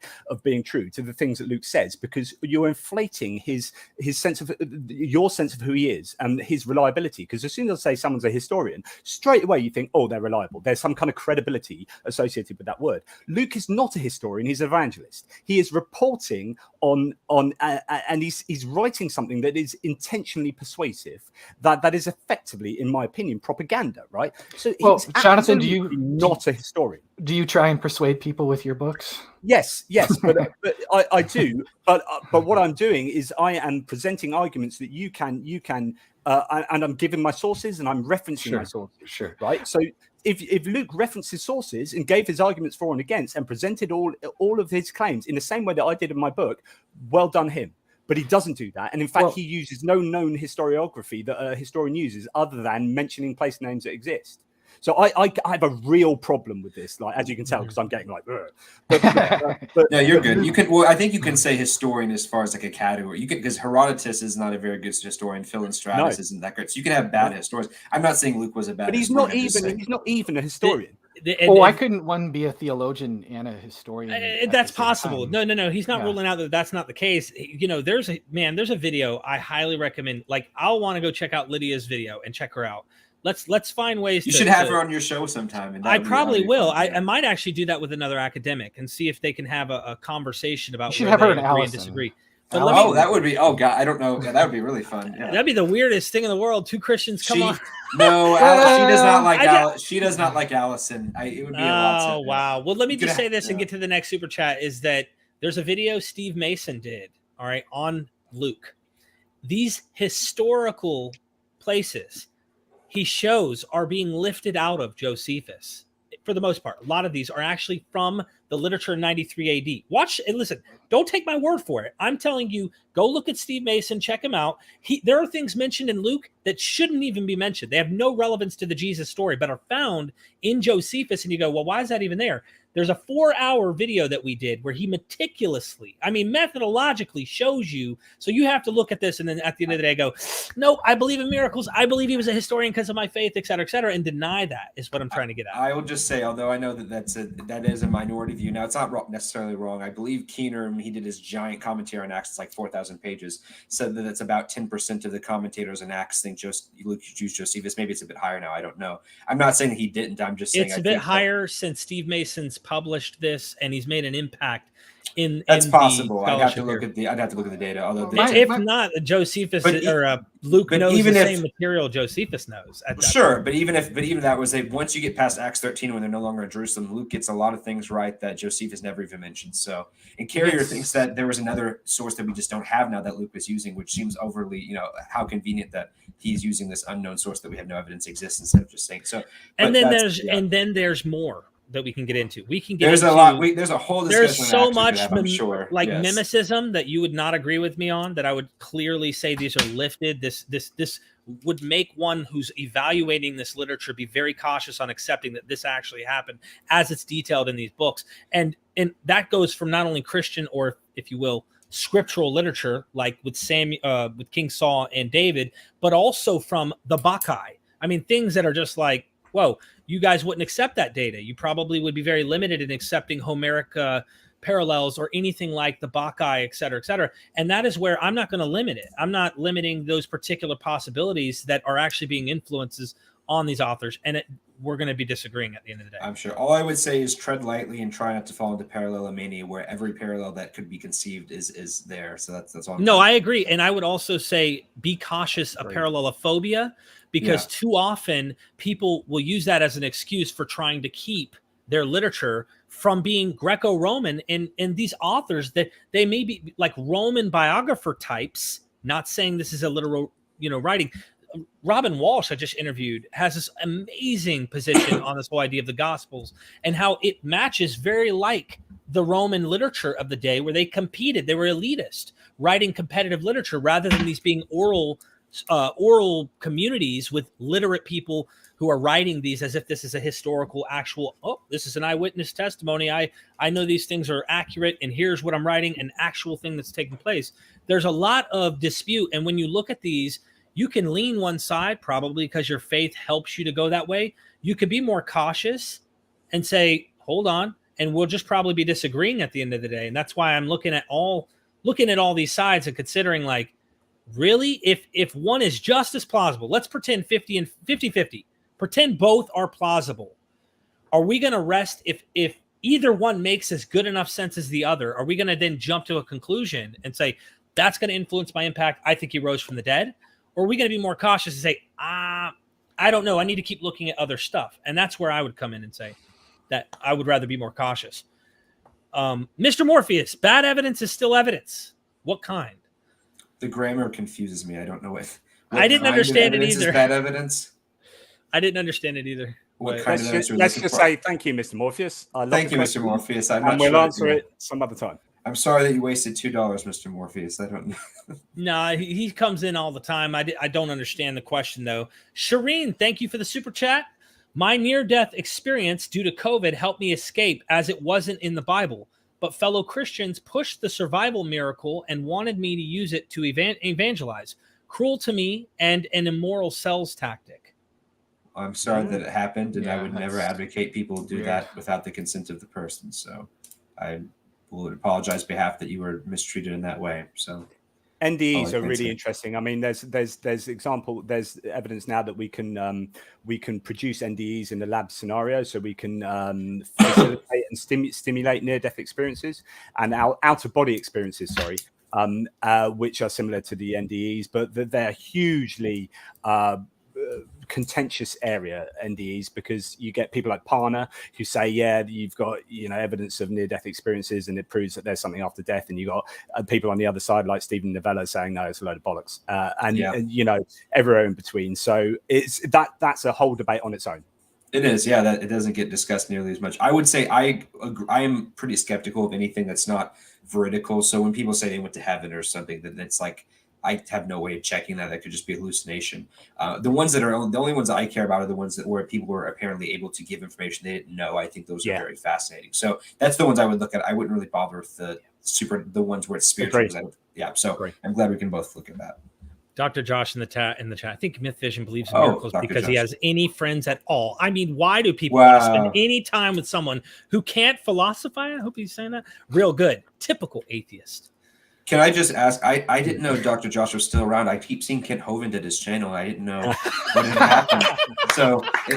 So Dr. Josh, if you're still there, let me know. But if Dr. Hovind there, Dr. Hovind, I know that I have to emphasize the doctor because I know it's a super legitimate diploma, and I don't want to misrepresent his credentials. So Dr. Hovind, if you are watching, thank you for the super chat. Can I just say, Caleb, I interviewed Josh a couple of months back, and it was a really enjoyable interview. We both got twins. We both got multiple sclerosis. We both got like a load of real commonalities, and it was such a joy to interview him. But the one thing I wanted to do was get him. I was like, dance, monkey, dance. I wanted him to do his Kent Hovind impression, and because I have a forgetful brain, I forgot and like finished. I'm like, no, the only reason I wanted to speak to him was so he could do his Kent Hovind. Eric, if you haven't seen it, it's pretty good. It's good. It's Dr. Josh's finest work for sure. We all agree on something here. I'm kidding.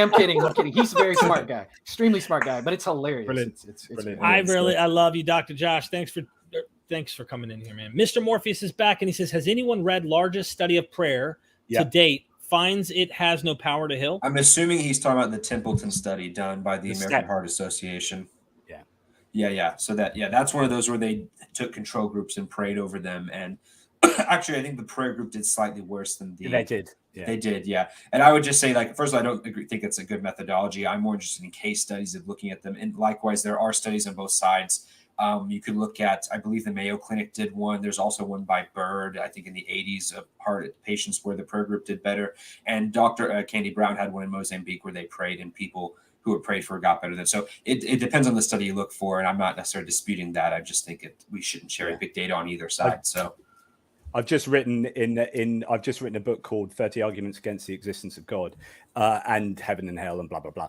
But it's out soon. And in that, I've got a chapter about prayer. And I analyze it's basically what you want to do is look at the meta-analyses. And the meta-analyses basically of all the prayer studies are really inconclusive. So some will say, oh yeah, there's a little bit of a statistical, effect here, and others will say there's not a statistical effect, and basically the end result is really, if you look at all the data, is to come away saying prayer, when it's tested, has no effect. Yeah, and the atheist doesn't even have to say prayer makes it worse. The atheist would predict there would be no discernible effect either way. So you would have some that would get better, and you'd have some that would.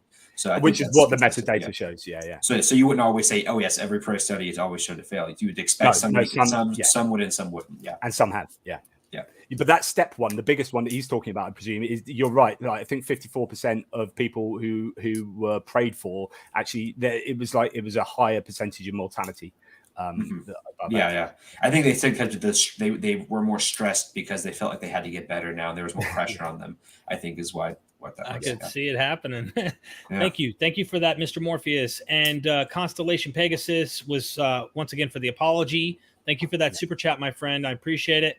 Scrolling down to Fair Witness, be in the world, but not of the world, and trust in God and not the fallibility of man to misinterpret the word of God. Just wondering why these rationalizations work. I'm just wondering what's going on with the font there. It's probably because there's a limit of how much you can, I think. Okay. Oh yeah, because of the super chat. Yeah. Right. More.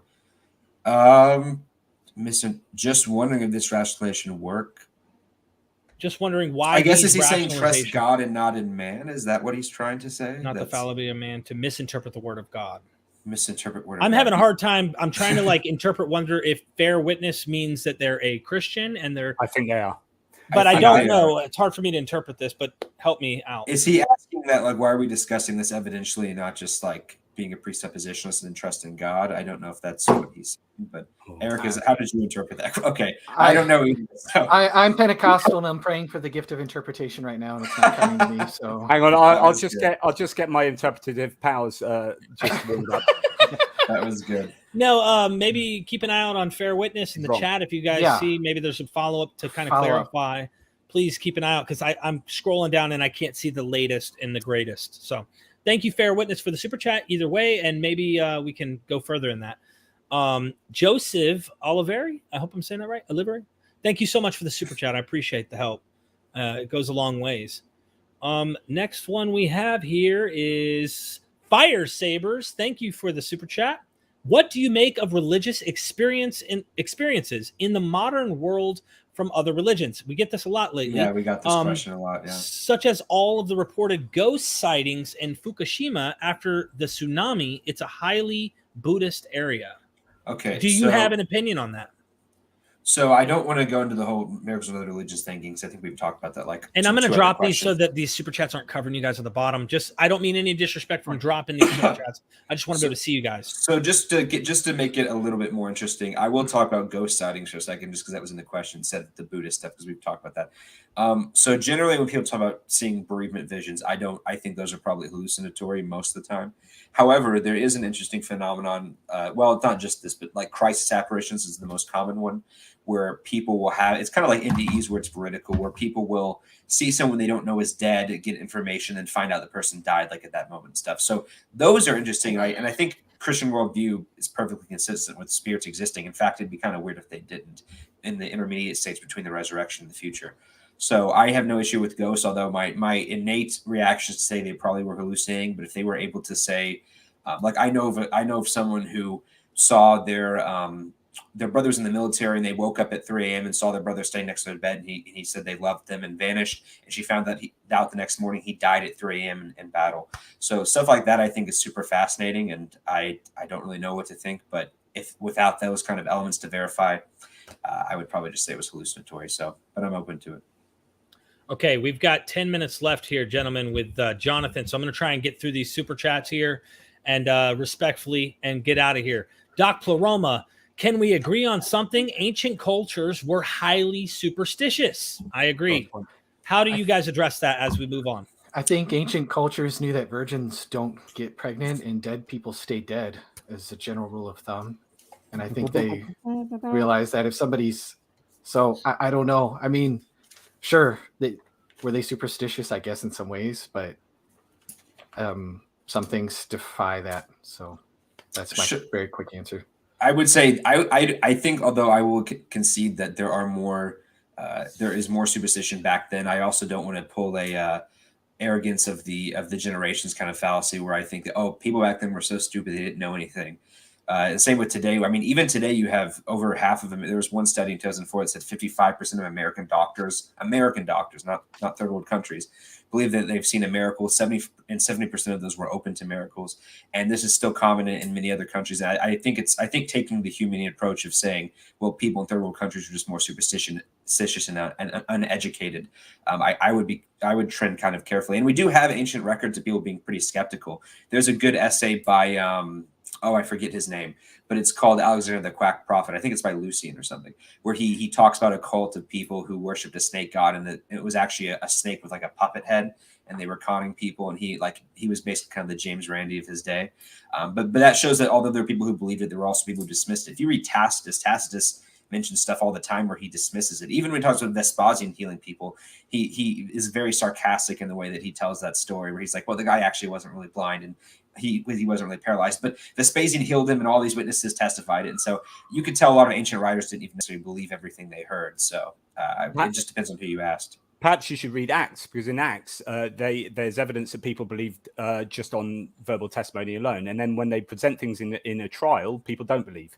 And it's really interesting when evidence is actually presented, they don't believe. So it's really interesting learning stuff from Acts. I want to read you just a little bit from John Loftus in The Case Against Miracles. So let's take at face, because you mentioned a virgin birth, let's take at face value the extraordinary miraculous tale that that virgin named Mary gave birth to the God baby Jesus. There's no objective evidence to corroborate her story. None.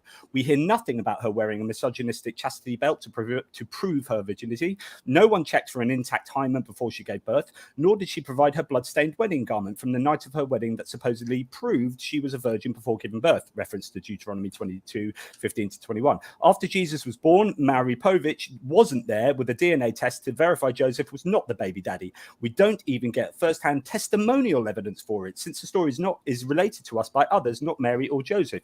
At best, all we have is a second-hand testimony of one person, Mary, or two if we include Joseph, who was incredulously convinced Mary was a virgin because of a dream. Yes, a dream. See Matthew 1:19-24. One that solved his dilemma of whether to dismiss her quietly or disgrace her publicly, which would have led her to be executed for dishonoring him. We never get to independently cross-examine them, along with the people who knew them, which we would want to do since they may have a very good reason for lying, pregnancy out of wedlock. And it goes on and on. In fact, the next paragraph is killer.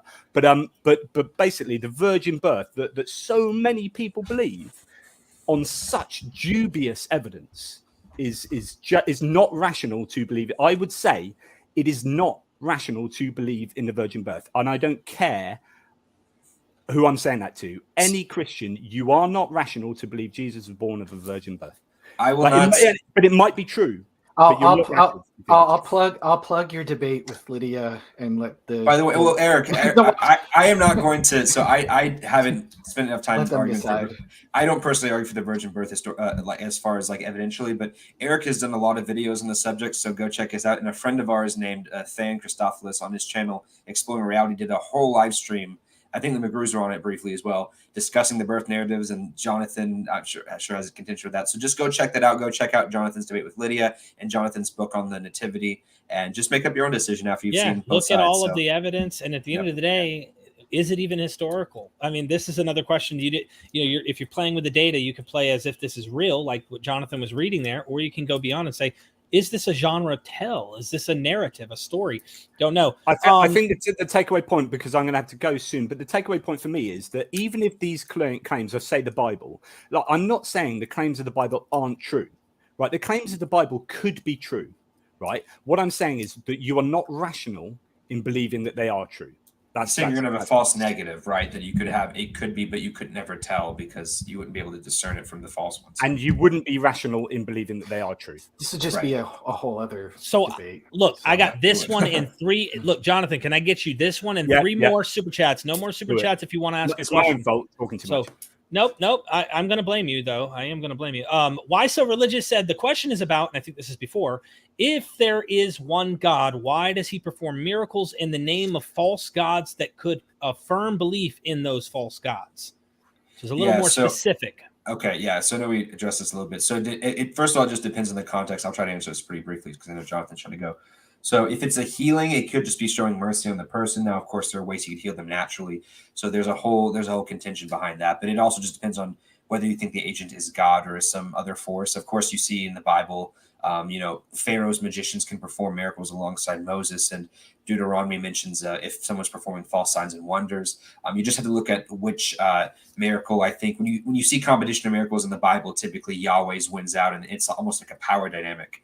And you even see this with ancient biography where people say the Gospels are trying to compete with the Caesars and show that Jesus is outdoing them. So I think what's interesting, I'll end on the note of, I think what's interesting today is that in modern evangelical circles, when you see these happening in third world countries, typically what happens is that they are converting people from other religions. So when people perform miracles in Hinduism and Islam and stuff like that, typically these are only being done among people in that religion. Whereas usually when Christians perform miracles to these groups, they actually convert to Christianity. You don't have as much people converting. I'm not saying it never happens, but statistically, and you can, if you look at the numbers, I think Keener cites that like between 50 and 90% of all conversions in China, at least rural China, are due to miracles and stuff like that. So the biggest difference is that miracles typically lead to conversion in the Christian context, whereas they don't usually lead to conversion in the other contexts, statistic, like at least broadly speaking. But again, that's a very complicated question. So thank you for what very little it might be worth. There was a man in my congregation who's now a pastor in Nigeria, but he was from Nigeria, and his dad was a witch doctor, and he converted on the basis of a miracle.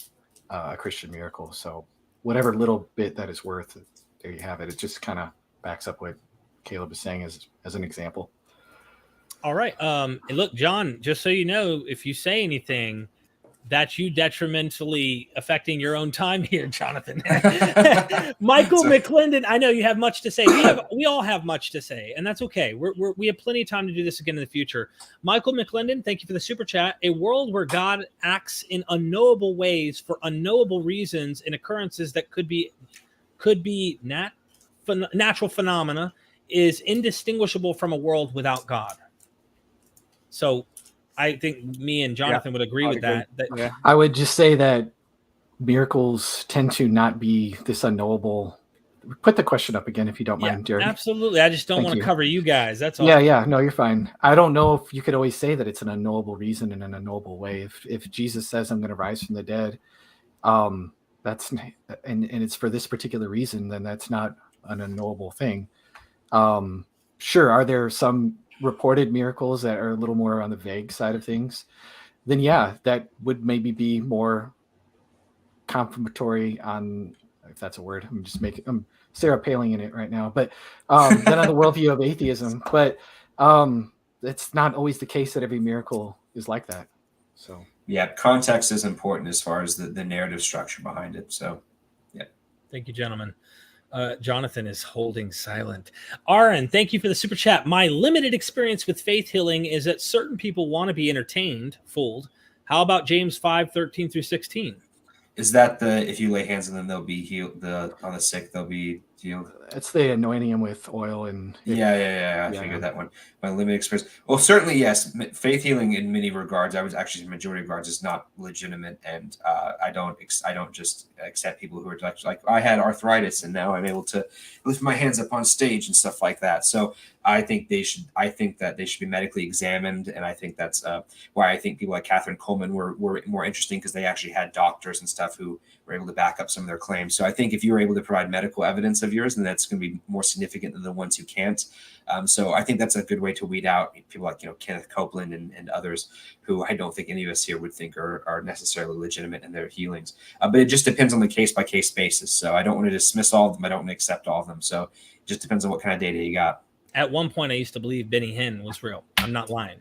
Yeah. I actually I do have medical evidence ones from Benny Hinn, but a lot more of them are not real than ours. So I think that guy has such great music to these Christians that the placebo effect had to play an effect at some point for someone. Oh, sure. He does so many. There's no way. I used to believe that guy. Have you seen the parodies of him with the jacket where people fall over and all that? It's really my funny gosh. to watch. Yeah. Jonathan? Can I just say, someone just put a really good comment other than the last one, which is Jonathan is silent, miracle. So totally harsh. It's by Pookie Ray Ray that says, maybe miracle is an unnecessary barrier. Maybe mystery is more helpful. So should we call it mystery? Now, I wanted to talk about this earlier, which is God of the gaps. I think so. When we talk about the sorts of miracles that Caleb mentioned at the beginning, those three miracles, I think were much better explained as mysteries, perhaps, without looking into them. The idea that actually we don't know how that happened, but we're pretty sure it's going to be a naturalistic explanation. And the reason why, this is what Richard Carrier had a debate with David Wunchuk, and he did a brilliant statement in that, which is talking about betting on horses. And he says naturalism has supplanted supernaturalism as an explanation for given phenomena hundreds of thousands of times over history.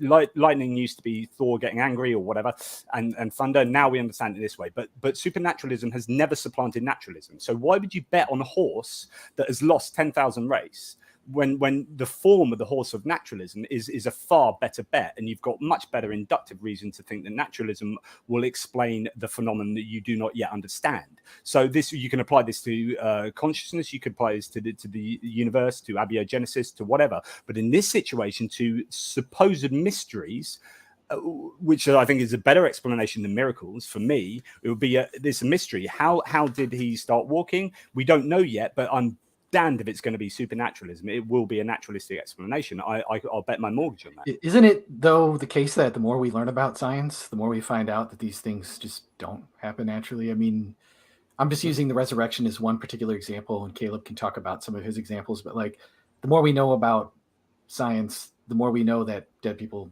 do stay dead. Well, and I'll just say with I think we both agree this depends on priors and whether or not you think theism is reasonable. Because if you don't think the existence of God is very improbable, then of course the probability that God could intervene is also very, very, very low.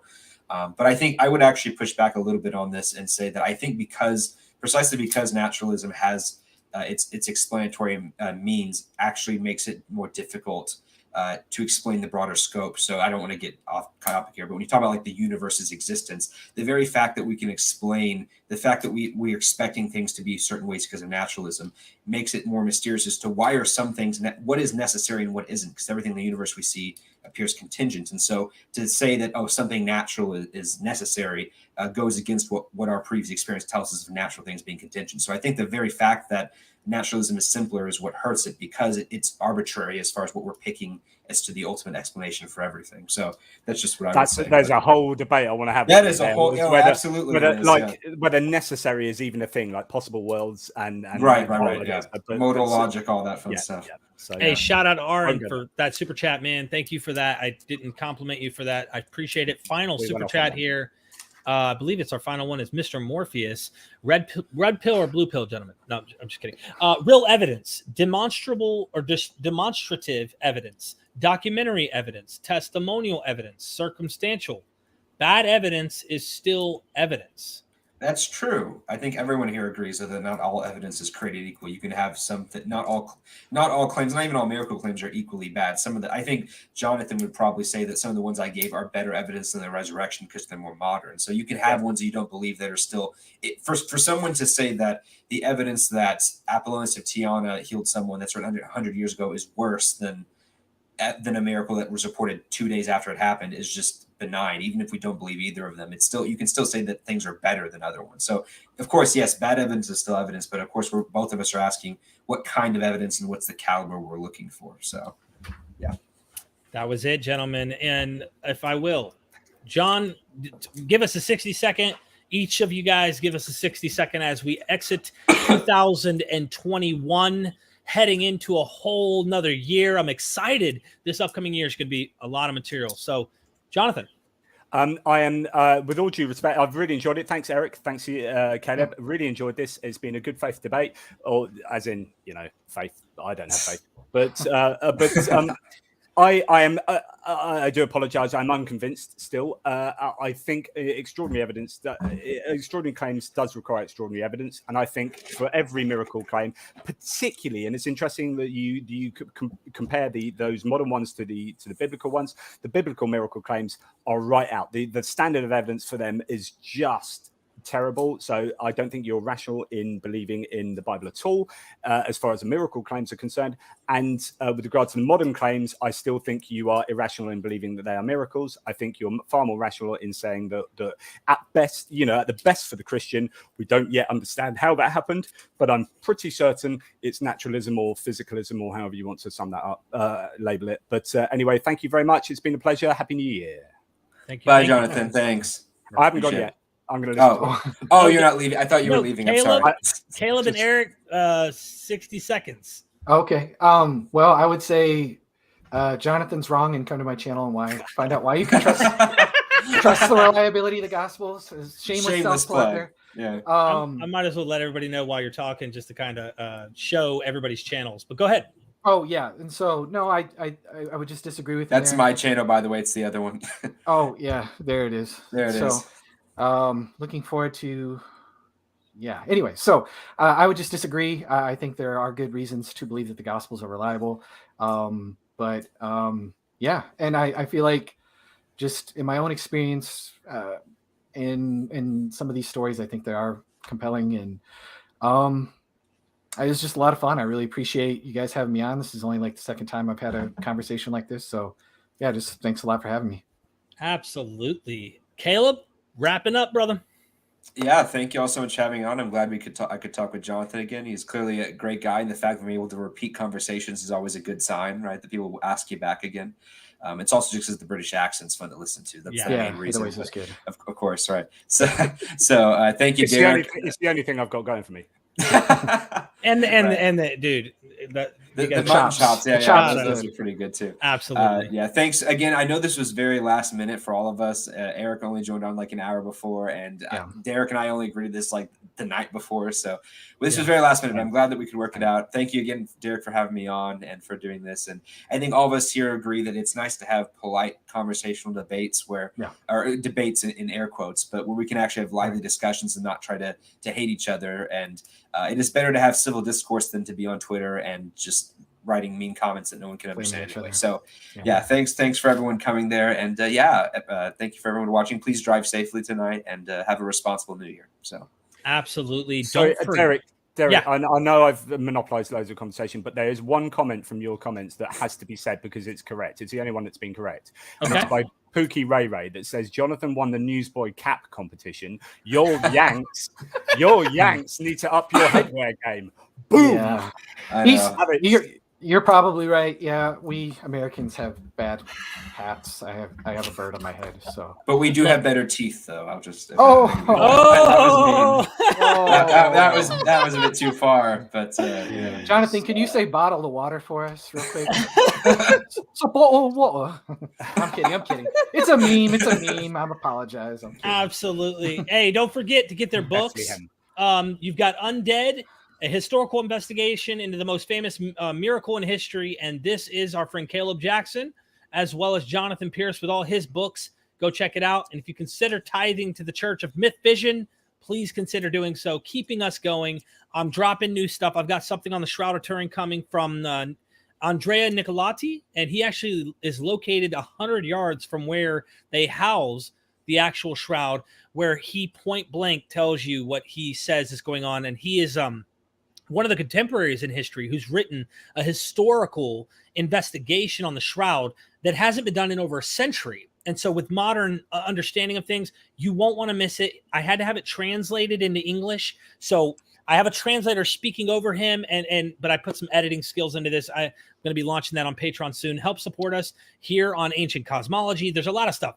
I do the debunking things, and we do critical stuff on Christianity, but I have to admit, it's hard not to see Caleb as a likable guy. Even if you totally disagree, I love the guy. I really do. I think he might be wrong. He thinks I'm wrong. Either way, I appreciate all of you gentlemen. Let's say goodbye to 2021 and move on to a new year. And don't forget, if you have forgot, don't forget, we are Mythvision. Don't even have the guts to play for blood? I'm your huckleberry. That's just my game.